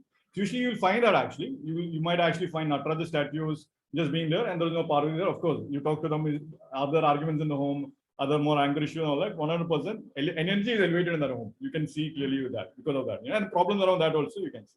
So that's also one important thing. Now, the other aspect, this is a very simple aspect with respect to the hunting platform, temporary platform and all that. So interestingly, before this Purva Bhadrapada video, I had this interesting thing in which, so I mean, Kerala where coconuts fall, right? So coconuts sometimes can also fall upon the neighbor or some person's head and all that, right? So that's the problem. So you actually have to get the coconut man to come and plug the coconuts in time. Now, usually one way to improve this thing so that it doesn't fall on the building or the roof of the house and all that is to actually have a platform on top of the coconut tree. So that's also one more way how you can improve this particular energy. So this temporary platform thing is a very interesting karma. Now this can play out in many ways. So temporary platforms can be like basically stalls that are happening around conference times. So you are having a conference, but there is a temporary stall. So usually you'll find these natives will be having all these conference karmas or trade fair karmas, things like that. Now that kind of karma might play out very easily because it's a temporary thing. It's not happening every day. It's not happening for the weekend or that week or something like that. That kind of thing you're going to see. Of course, the other aspect with this also is that with the temporary platform thing, also if you think about anything, now Purva Bhadrapada is an air sign. So it's falling in air sign, at least 3 padas is falling in Aquarius sign. So the Aquarius sign is also linked with anything in the air, right? So one thing that was interesting, it was happening on a Purva Bhadrapada Nakshatra day for me, was to see the fan, right? So there was a problem with the fan in a building. And then in that fan, so of course, old fan and all that, one way to improve that, if the fan is having problem, usually it can be a problem with the capacitor of the fan. Now that made me think it was happening on Purva Bhadrapada Nakshatra day. So interestingly, one person came and said, you need to change the capacitor of the fan to make sure the fan is working at its full speed kind of thing. So capacitor, in my view, so suddenly made me think it was a Purva Nakshatra day. So of course, dragon in the sky and all that, you can see. So problems with capacitor of the fan. Of course, capacitor is perhaps linked with Jupiter, in my opinion, and the fan could be linked with the thing on the Satabisha kind of energy devices playing on the ceiling kind of thing. So all this ceiling kind of karma, you might actually begin to see that also. So this capacitor kind of thing. So definitely these nakshatra natives are extremely intellectually capable. Their intelligence capacity is high, their intellectual capacity is high, because of which they have a easier tendency to fall into traps quickly, because they might assume that their intelligence is capable enough to drive them forward. Actually, that's a real quality we all need to watch out for, but especially in these nakshatra natives, especially if it's falling in Aquarius signs and all that, they need to be extremely careful. Now, one thing here also I want to highlight here, usually there is a sex cult kind of thing that can happen very strongly with these natives. They might go into cults and all that. Potential to be misguided by factors, or because they have not considered the factors, which are already described or which are already understood as time progresses. So of course, we might assume we know everything, but something might only be recognized when time has passed. So that is the other real thing they have to consider when they're thinking about. Is it true that they might be needing something in some time later or something, or whether this sadhana will evolve in time, that kind of thing also. That's a big thing for many natives actually. That's something I would also encourage that. So the other aspect here, and this is a big aspect actually, in which, and this is one thing which when Aditya was actually talking about, when he actually basically shared the slide about Vamana avatar's picture. Now I have been to that temple actually in Kanchipuram, so that was, that was interesting. So because that was the Vamana avatar, and you see that particular temple, Vishnu standing on one leg and his other leg is up on the sky. But then interestingly, Vamana avatar's name, Vishnu's name of Vikrama, Trivikrama and all that is basically pointing to those particular names actually, in which he's a Vamana avatar and all that. But then he's also Ajayakapada at that point. He's also standing on one foot at that point. Vamana avatar is actually linked with Shravana also at that point. The name of the nakshatra is Purva Bhadrapada, which is feet. Astrologically, feet is 12th house. Well, Vamana avatar Shravana is actually going to 12th house. So is there a possibility that these nakshatra natives will have some karma traveling? That's an interesting thing to think about. Now, there's a very important point actually, because now we begin to see this particular aspect of the yogic spinal breathing and all that. So in fact, you begin to hear many times they say you enter into this particular Devaloka, you enter into this particular Devi Loka, whatnot. So different Devalokas can actually link with a different spinal. I won't limit it to spine, but I would actually say different consciousness being awakened along the journey, along the spine, or along the as the energy is progressing through the Sushumna Nadi, to be more precise actually. So that's a very interesting concept of traveling, which can be linked with Purva Bhadrapada. So usually these natives won't think about anything. They'll just travel to Mexico, they will travel to Colombia or whatnot, right? They'll just do that kind of thing, travel thing very quickly because of that. And there's a hidden link actually, in my opinion. Now, energetically though, what it can also point to is that as your Kriya practice is improving, or as your spinal breathing practice is improving, or as the energy is actually flowing along your Sushumna Nadi and all that, the worlds you can access can actually vary in very powerful way. The lokas you can access. So initially you meet like, blue aliens from one of these star systems. Then you go further, you meet the gray aliens somewhere actually. That kind of thing going on, So that kind of karma of visiting with different lokas kind of thing can also play out here also, in my opinion. And that's a very important point of ascension actually. Now this ascension point, which again Aditya mentioned, is a very important point in which the energy is actually moving upwards. So that's a very important point actually. In yogic traditions and all that, that's an extremely important point. Especially in tantric tradition and all that, everything is designed in that. So the Shama Vidya, you start off with Kali, which is ground-based, ground reality and all that.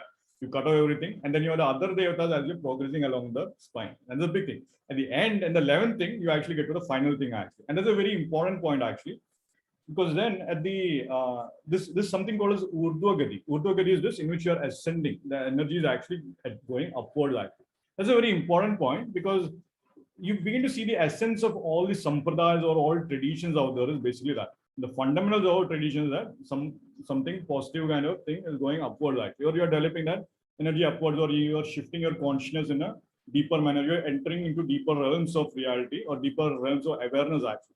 So that kind of karma is very important and important thing also. But at the same time though, as I mentioned, it is very natural to get caught up in one of the 64 yogis or whatnot. So you have to climb It's to the interesting, 64. Sandeep, when you say that energy is ascending in many yogas and all, no? You have to think energy ascending and descending, ascending and descending.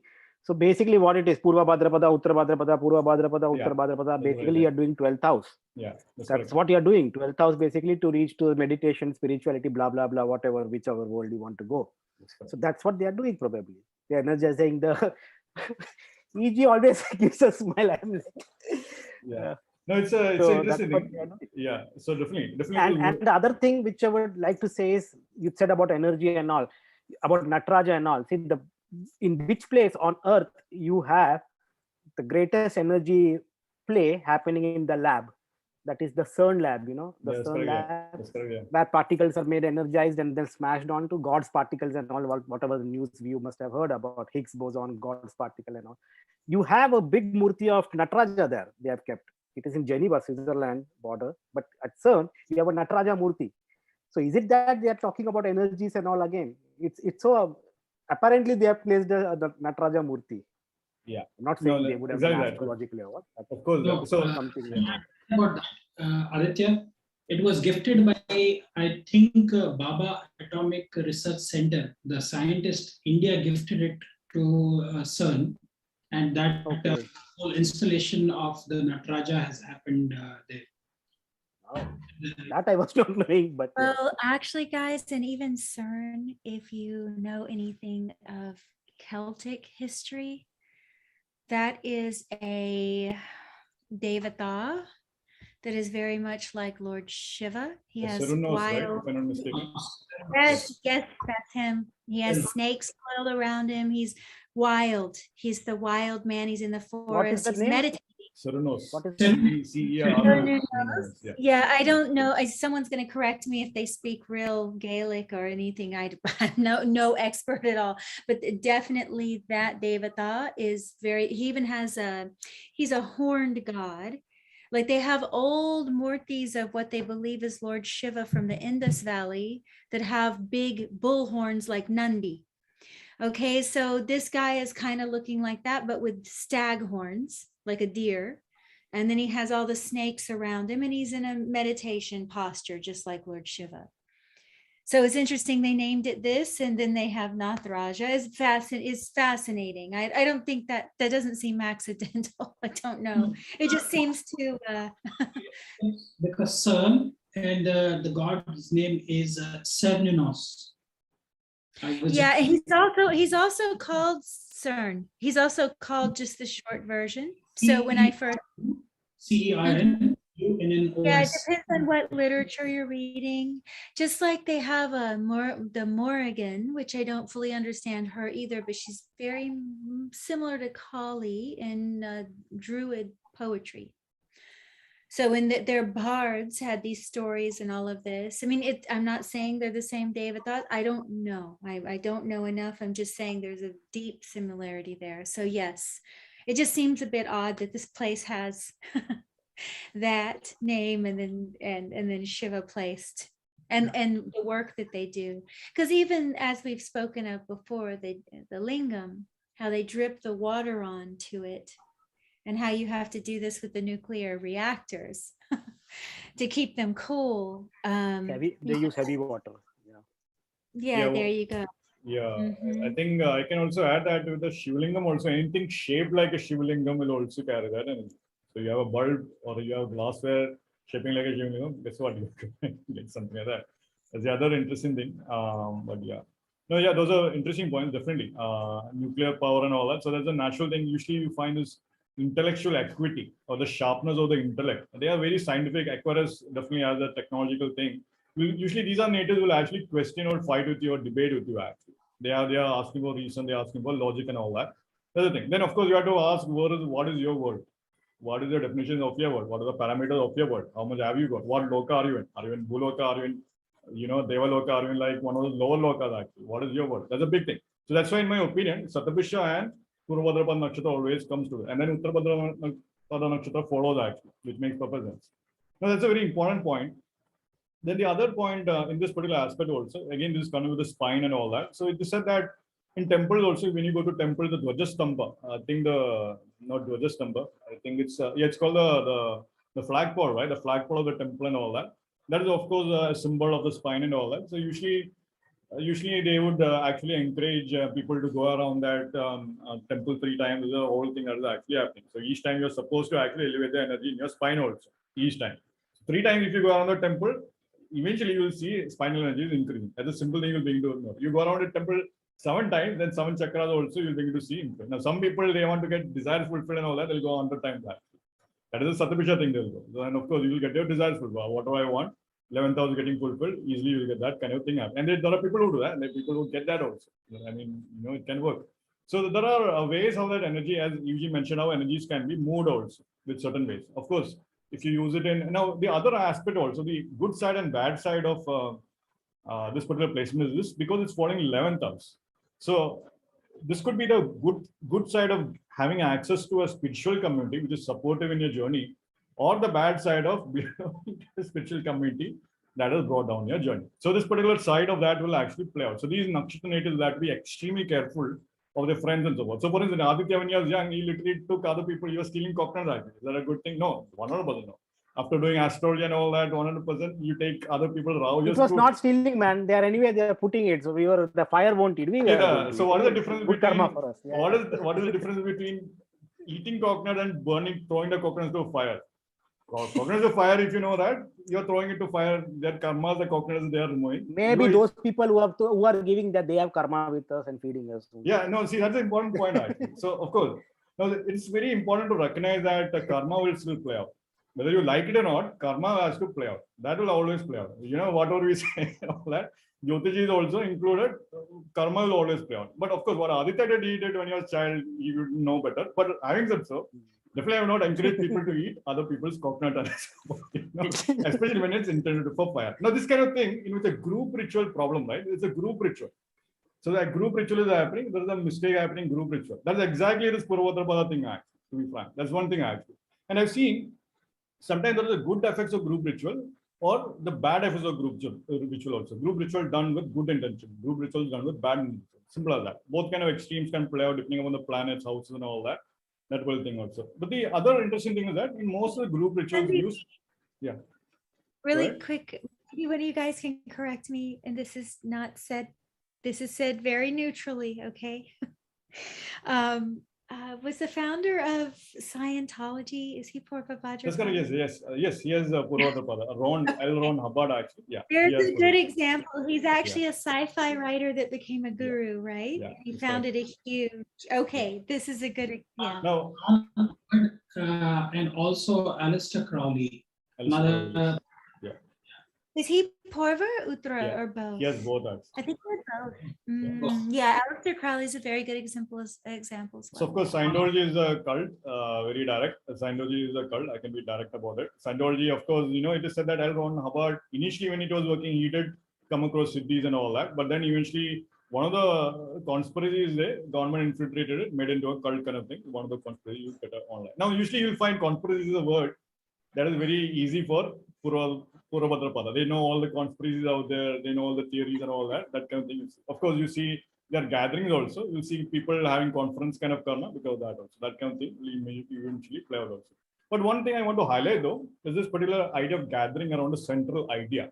So people under the same roof, especially when it's conferences and so forth, it's in one idea or a particular paradigm or a knowledge or vidya that is uniting them actually. So that is pointing to this particular Purva karma actually. So these institutions or this gathering of institutions, this gathering or this conference karma, that kind of thing can actually play out here. The other aspect also, so usually this thing, this is one point in ancient Vedic havans and all that, when they were doing this Vedic yajnas, there were certain yajnas in which they would actually burn the entire yajnashala in the end. So in which the yajmana, the person who was doing the yajna and all that, this is literally that was going to get burned and all that. So of course the yajnas did carry a lot of power to elevate the energy and all that. That was a very powerful thing. Yajmana Udyamana Shakti was a real thing for those natives in the Rigvedic time period or the previous yugas and all that. So in which you would actually burn the whole Yagnashala, the energy would be elevated because of that kind of thing. But then I want to highlight one idea here also, the spine thing, in which if you are actually elevating or developing energy in your spine or developing energy through your spine, doing spinal practices, it is possible to visit multiple lokas or multiple dimensions, and all that can actually open. That I want to say. That is actually pointing to this traveling karma, which these nakshatra natives will actually play out, not only in the physical bhuloka thing, but also in the energetic planes also. That kind of thing can play out. But of course, like I said, you can visit 64 lokas, but there is still one more Sahasrara Chakra left. That is also one more thing that's there. So never to get caught up in a loka is also an equally important thing. And I think there are two more points going. So one point is one thing is that usually there is the symbology of two-faced man is a very powerful two-faced man. This symbology actually, because one, they are actually living in two different worlds at the same time. So I would see on Purva Nakshatra day, the character which I'm watching on TV shows, the guy is actually angry towards his wife but loving towards his children at the same time. That kind of thing. So the wife on one side, the children on the other side. So he shouts at his wife, he loves his children, he shouts at his wife again. That kind of thing. So he's beginning to see that kind of thing going on actually. So this two-faced thing, this two-faced karma, two different polarities kind of thing actually play out. The other interesting thing also is that this two-faced living in two different worlds at the same time is a very powerful concept. So in the sense that they might actually, to the point where they might actually be confronting two different versions of themselves actually.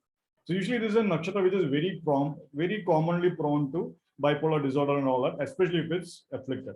Two-faced thing, split personality issues and all that, or one aspect of yourself. Usually all the shadow self-work and all that which you see is very perfect for Purva Nakshatra native, because they have to confront their shadows, they have to learn to integrate the shadow and the shadow self and all that. But see, there is also not only shadow self, there's also a divine self also. Now see, divine self, okay, you connect with the higher aspect of yourself and all. Now that is the union that is supposedly happening when you're worshipping many devatas and all that. So you worship a particular deity, eventually you become one with the deity. There is no longer distinguishing factor between you and that particular deity. But eventually, there is a different factor also. You are uniting with that particular devata. Then you usually move to the next devata and all that. Now, what is here in that particular aspect also, this two-faced thing, as I mentioned, you need to recognize that are you uniting with the higher world or are you uniting with lower world? Are you uniting with the higher version of yourself or a low version of yourself? Now, technically, in yogic terminology, higher and lower doesn't exist. More different kind of versions of things are existing. So all that is there. That is one aspect there. Now, the final point, which I think none has actually covered, and which I want to highlight in a huge manner, and which is one of those points which Dr. Paim taught in the original class actually, is this idea of dragons actually. This dragon. So Bhadrapada is hardcore dragons. They have this direct connection with dragons. Now, of course, dragons are Nagas in Vedic terminology. So there are Nagas out there. In fact, there are 9 divine Nagas, there are 8 divine Nagas, Ashtanagas, Navanagas, and all that. That kind of thing is there. So usually I've seen these nakshatra natives, when they connect with the energy of dragons, it's extremely powerful, extremely powerful, and I cannot say this enough. There are many dragon magic practices you will find out there. All that I've seen, they do that actually. In fact, you will see good chance that they'll be naturally gravitated towards dragon-like thing at a young age. They'll be playing dragon games and all that, dragon age and all that. That kind of thing you're going to see. They'll be actually playing that actually. That kind of thing will actually play out. Now, this dragon energy is also interesting because there are, if you search for YouTube videos, you actually see videos of literally fire coming out of nowhere and all that from in China and all that. So there is pointing to that. There is a dragon kind of energetic thing that is out there. So dragons could be real. Nagas could be real. Working with dragons and all that. Wealth, you can get blessings from dragons. Wealth from Nagas, all that is very, very real. So that kind of thing is very strong. So I cannot say that enough actually. When you actually connect with Nagas, blessings can be real. Curses of Nagas can also be real. All that is true. So usually this Naga energy is one more big thing I want to highlight actually. And the final thing I want to highlight is basically this. I'll just share my screen just to share this particular thing. Are you seeing the slides? Okay, great. So you can see this particular aspect in which the in which Purva Nakshatra is here. So in Aquarius, when you make Aquarius as the Lagna, so when you can see Jupiter, the Nakshatra Lord, is ruling the second Lord and the 11th Lord. Is the second Lord and the 11th Lord. So a lot of wealth can actually come here, especially with spiritual practices. Immediately wealth can come very quickly for them. Usually the blessings of a guru and all that. Again, you can see these blessings of guru and all that. That kind of thing can play out very easily. Jupiter is getting exalted in the 6th house. Usually you'll see 6th house where they have this natural tendency to fight with gurus actually. They'll just want to fight. They just want to argue with gurus. They want to have a routine with guru. They want to engage with the guru. Of course, Mars is getting debilitated in 6th house. So they have a real eventual thing that they will have to learn to recognize to calm down their Martian energy, or they have to have a physical workout routine or yogic sadhana or something like that on a routine basis. That becomes a very important point for these natives. Now, interesting thing which Dr. Pai mentioned was that Sun is the 7th lord actually. So you look up to your wife or you look up to a stree kind of thing. This is a very interesting thing. Sun being the 7th lord, you look up to your spouse. Now that is perhaps possible with Aquarius ascendant in general, but for Purva Bhadrapada that makes more sense actually. The other thing I want to highlight here is how Jupiter is getting debilitated in the 12th house also. So usually these Nakshatra natives might actually spend a lot on gurus and classes and all that. So, depends upon what they end up getting. That's the other aspect also. So either karma with problematic gurus, there is a problem possibility for that. Why? Saturn is getting exalted in 9th house, Sun is getting debilitated in 9th house when you make Aquarius adjustment. So usually they have to be very cautious with gurus. They have to spend time with gurus and all that before they fully commit to a guru and all that. That kind of thing is something I would always advise actually. And in general, gurus always used to, traditional gurus will give you time before you can make a decision actually. And once you make the decision, then you stick with that guru. That kind of thing is how it's done actually. Now the other aspect also I would highlight here. Now, of course, Purva Bhadrapada is having, these teams, 6th house, 11th house and 12th house teams will always be in balance for these natives. So 6th house is also one interesting aspect that Dr. Pai mentioned about the there is one more Hasta link playing out with Purva Bhadrapada here. There are 5 things coming together with Purva Bhadrapada, something like that Dr. Pai actually mentioned. I forget what exactly it was. But yeah, there's Mercury link. Yeah, no, it was very interesting that UG actually mentioned Mercury. Mercury's birth nakshatra is actually Purva Bhadrapada. If you make Aquarius part as the Lagna, Mercury is definitely getting exalted in the 8th house actually. So it's a very interesting thing to think about with respect to Mercury. Now the other aspect I want to mention here also, Jupiter also is the Lagna Lord and 12th Lord for the 4th Pada of Purva Bhadrapada. So that this particular Pada is a very unique Pada in the sense that not only is it going to Cancer Navamsha where Jupiter is getting exalted, Pisces is the sign lord of Jupiter, and Jupiter is also the 10th lord also. So and the Nakshatra lord is also Jupiter. So this particular Pada can be more spiritual in my opinion. Or these natives might have this real karma with gurus and all that. They might be very well learned, a lot of strong spiritual inclinations. That kind of thing can actually play out. But interesting here, if you look at the Mercury's exaltation sign of Virgo, you see it's going to 7th house actually. So this very unique link between Mercury and Jupiter can be seen even at the Purva Bhadrapada lens also. But yeah, so these 2 things I want to highlight. And one last point I want to share was that the idea of dragons actually. Usually in general, in Feng Shui and all that, dragons are placed in many directions, all that you can find online. But usually I encourage these Nakshatra natives. The dragon energy is basically Kundalini energy actually. So that is, of course, in Chinese system, the Tao system and all that, they basically work with that. Of course, in yogi system, you just call it Kundalini energy. In China, they just call it dragon, simple as that. Now you begin to see that as in Chinese martial arts though, one interesting concept is that the dragon body as they are called. Dragon body is supposedly the sum total of 12 different animals. So 12 different animal body parts coming together, then you get the dragon body. So it's very unique thing. So something similar in the yogic perspective is also happening when you have all this, the Shama Vidya, Shodashi Vidyas and all that. That whole thing is also happening. So there is a very unique thing happening in terms of identifying the components and working out and gaining mastery in yogic terminology with respect to specific areas of your awareness, specific areas of your consciousness kind of thing. So this dragon thing is a very interesting thing to the point where I can really encourage people to look into dragon stuff out there. I'm inclined to say that, you might be surprised by what you might find. If dragons exist, then, the Nagas exist, a lot of other things exist, and opens up the whole world and all that. So usually I've seen the whole occult world comes alive for these natives in a very powerful way. Usually these are the shamans in my opinion. These Nakshatra natives are the natural born shamans in which they are already living in 2 different worlds at the same time. So eventually, they have to come to terms with what is one world and what is not, and how to integrate or live within both of the worlds at the same time. Now, as the Purva Bhadrapada is the final stepping stone to the Pisces, you begin to see this particular point in which the mystic in general is finally going to be the someone who is actually living in 1/4 of the world, in the outer world, and 3/4 within kind of thing. So that particular aspect becomes very strong with Purva Bhadrapada also. Now, this is what I have. So it's been a long discussion, but yeah, this is what I have. And yeah, I'm sure if anyone is at this point, they've been extremely patient, but this is what I have to share also. It's interesting. Yeah.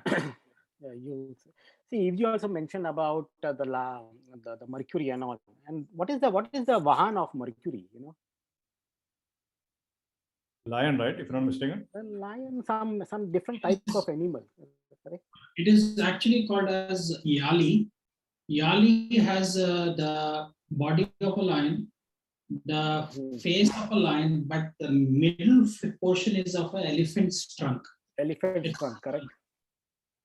So it has got even the mane of the lion is there, the body of the lion is there, the face wherever the lion's mouth and eyes are there, there is the elephant's trunk which is there, and the mythical animal is called as Yali. So if she just dropped off? Yeah, No, she's there. She is joined. Yeah. No. So again, you see the connection of Mercury there, you know, with that lion as his Vahana. Not lion, I don't know what animal it is, but Yali, as you say. It's called Yali. And the other thing I was just, so if we were just talking about Mercury's Vahan, you know, he's like half lion, half elephant. I don't know what creature he is, but again, concept of. Same, yeah, it's the same. There's a lot of themes there actually when you start breaking it down. The other concept was when you were talking about all those cult guys and all, I was like, who invented this DMT? You know, the DMT is the drugs, and it is basically this guy Richard Mansk. I don't know how to say his name. Right. I was looking at his chart, the birth dates and all. He has got again sun is in exactly in Purva and Uttara Falguni, that region. Right. Opposite is again Purva Bhadrapada and all. And what does DMT does? Basically spinal cord, nervous systems and all those things. So I was like, okay, maybe spinal cord, nervous system. So maybe DMT connection. So who invented DMT? And I got this person, whether he has got any connection there. And yes. Right. Again, sun is in Purva Falguni. So one interesting thing I was thinking, as Dr. Pai was mentioned before also, when you make Aquarius the Lagna, Purva Bhadrapada technically is 20 degrees of Aquarius all the way to 3 degrees of Pisces actually. Now, at 20 degrees of Aquarius, 4,000 from that would actually be 20 degrees of Taurus, which is Rohini actually. So many times I've seen these Nakshatra natives might have this wealth. They might move abroad because they want to make more money. I mean, you know, Venus being the 9th lord and 4th lord, that kind of thing. But interestingly, there is also Rohini Brahma Nakshatra. That kind of thing can actually play out. Brahma's Prajapati's Nakshatra is there. So that is one interesting karma there. The other thing also, but when you look at the final pada though, 3 degrees of Pisces, 10th house from that is actually Mula Nakshatra. You know, Mula Nakshatra is Nirti and all this destruction and all that. So you can see why they have to confront these particular, they have to do the karmas associated with Nirti in that regard. So that is one interesting thing. And of course, one of the famous festivals, you know, I mean, Burning Man, right? Burning Man is coming up soon. So this Burning Man thing, when it's happening, one of the things they do in Burning Man is that they actually complete craziness happens, right? There is no limits there and all that. You can do whatever happens in Burning Man. But what happens in Burning Man? At the end, though, it's called as a burning man, right? You actually burn a man, actually. There's an effigy of a man that is burned. So that's an interesting kind of thing. So that's an interesting thing to see also. But yeah. Even in New Year, no, India, they do that. They make that old man and then they burn it. You know, even Dr. Pai may know it. Yes, Dr. Pai? Yeah. No, absolutely. I think the burning pair is also another name for this nakshatra, isn't it? So it's like flaming bodies that are there. One interesting thing that you were talking about Nataraja, and I wanted to till Sandeep comes back. Normally, you would see a Nataraja statue always observe Nataraja statues. Nataraja statue has 4 hands and he's standing on the right leg and his left leg is lifted up. Okay. I think maybe in 2018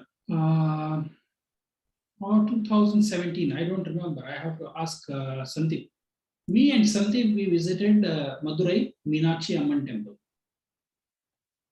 When was that, Sandeep? When did you go to Madurai Meenakshi Amman? 2017, 18, 19? 2017 for sure. 2017 we went for sure, yeah.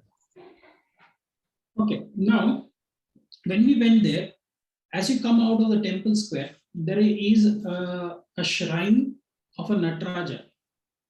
The Nataraja is called as Velli Ambala Natarajar.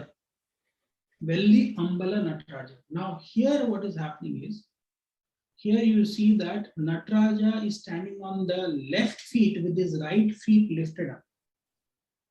Okay, and normally there are 4 hands. Here he has Velli Ambala Nataraja has 10 arms. I'll show you the picture because you have to see that. I just downloaded that picture from the internet just to show you guys. This is the thing of Velli Ambala. Can you see? Yes, yeah. So he's standing on the left feet, and it says the imposing statue of Sri Nataraja has its right leg raised. Now, why I wanted to say this is, as Evji was mentioning about the Sushumna Nadi, this Nataraja who has his left leg raised, it is just like Ganapati's whose trunk is twisted towards the right or left. Valamuri. So you cannot keep a Ganapati which has his trunk twisted towards his right. Why? Right nostril is Pingala Nadi, left nostril is Ida Nadi. So lifting the leg may be a yogic posture to activate your right nostril, which is your Pingala Nadi. And that is why he is more destructive. He is the fire. But when you see Velli Ambala, Nataraja, I just showed you the picture in Madurai. It is more to do with the lunar side, I feel, which is the Ida Nadi. He's activating. You see, he's wearing all white vastram. Usually, the fire Rudra is Tandava. He's doing with his left leg raised because left leg is pointing towards the right nostril, and right nostril is Pingala Nadi. So it's a yogic symbolism that you see. Okay, that's very, very important. Another thing which something mentioned, which was very important, he talked about the 7 chakras, and he said there are more higher chakras above. In one of the pictures that I was watching about yoga, I saw that the yogic picture is showing a sadhu who's standing, and there are 7 chakras, which is Muladhara, Swadhisthana, Manipura, Anahata, Vishuddha, Ajna, Sahasrara. And above that, he has shown Bhur, Bhuva, Swaha, Maha, Jana, Tapa, and Satyam. 7 lokas above. And then below, on the thighs and below to the feet, it is showing the Rasatala, Talatala, Patala, all of those 7 lokas which are below. Atala, Vitala, Sutala, Talatala, Rasatala. So somewhere there is a connection because there are 14 lokas. So there are 14 lokas below, 14 lokas above. So the Bhur, Bhuva, Swaha, Maha, Jana, Tapa, Satyam, that is the lokas above, and the lokas below are on your feet. So interesting aspects that you were talking about today on the yogic tradition and things like that. And these were just some of my observations I thought I should share it with you. So essentially, when you're talking about there are higher lokas, people only think it's Sahasrara. Above the Sahasrara are the 7 lokas which are there. And below the Muladhara, there is the lokas of, I told you, Athala, Vitala, Sutala, Rasatala, Talatala, Patala. And all the serpents are in the, like the Patala Loka, the the Rakshasas, or rather we say the Asuras, like Mahabali is in Rasatala. So there are many lokas below as well. So that was an interesting observation that I had when you So talking. how many chakras we have total? That is why I'm saying we might have just 7 chakras which are visible on our body. But below our Mooladhara chakra, there are 7 chakras below, and there might be 7 chakras above our Sahasrara. So 21 basically, you mean to say? Maybe there are more. Who knows? Maybe I don't know. So I've seen, usually, sorry, Dr. Pai, just saying that usually usually many sampradayas, all that, they'll, so if you're worshipping 16 goddesses, 16 chakras, they say, 24 goddesses, 24 chakras, or whatever, right? 32 goddesses, 32 chakras, that kind of thing they'll do. Even yoginis also, they might do like that also. So, so different, so there are 7 chakras is a popular one, of course, but then there are, depends upon what you're actually trying to attain also, in my opinion. So if you're looking for 10 different ways, then 10 chakra thing, or usually 6 chakra thing is also there. 8 chakra thing is common, so different traditions. Yeah, 8 is also there. But then 24 chakras, usually 24 thing is commonly acknowledged what they say. 24, as Dr. Pai said, is the commonly thing. But then other traditions and so sampradaya, they might only focus on a portion of the thing, the other aspect. They might only focus on a portion, they will ignore the rest of the thing. They'll just, okay, get to the top first, then figure out the rest kind of thing going on. So that's what happens in most of the cases also, yeah. But yeah, very good points, Sandeep. I know, I think EG is joining. Yeah, EG But just yeah, joined, I think it was, it's good. I think this is the longest video, right, so far? So I think every time we are breaking the record. So I don't know where are we going with all this. Oh my God, it's like probably 4 hours 20 minutes by now, I guess, or maybe My what, goodness. 15 plus. Sorry guys, yes, my internet keeps dropping. I've been having serious problems with it. I think the computer is tired by now. It's just no, I really, you guys know me. I have problems with this a lot. I don't know. It just follows me. I used to think it was my location. I don't think it anymore. So, okay, I don't know what I missed. So sorry. Yeah, that's fine. So I think it's better to go Dr. Pai. But with, actually, guys, quickly with Natharaja, there was just one thing is that there are actually 108 Karanas of Lord Shiva in the form of Natharaja. That's correct, yes. Actually, that'd be an interesting thing for people to look up. It is with the Moksha Tandav, where he stands only on one hand. So he starts out standing on one foot after 108. Actually, there's a lot of Natharajan. Actually, there's a mantra for the Chidambaram. Yeah, we lost it. Well, I can just add what you just saying is that there are 108 Karanas out there. So they do say Nataraja has 108 poses kind of thing. And there's, of course, the different kind of tandavas also there. So Yuji is back. So I think we lost you, Yuji. You just said 108 Karanas and we lost you.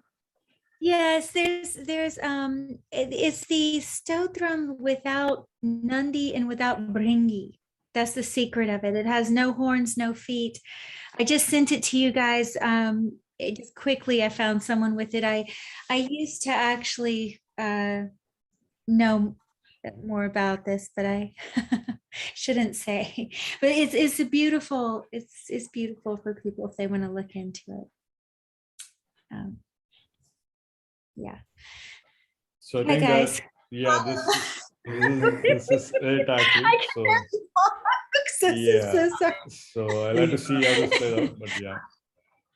I think people have to see it in 3 parts, 4 parts. I don't know how many parts they have to see.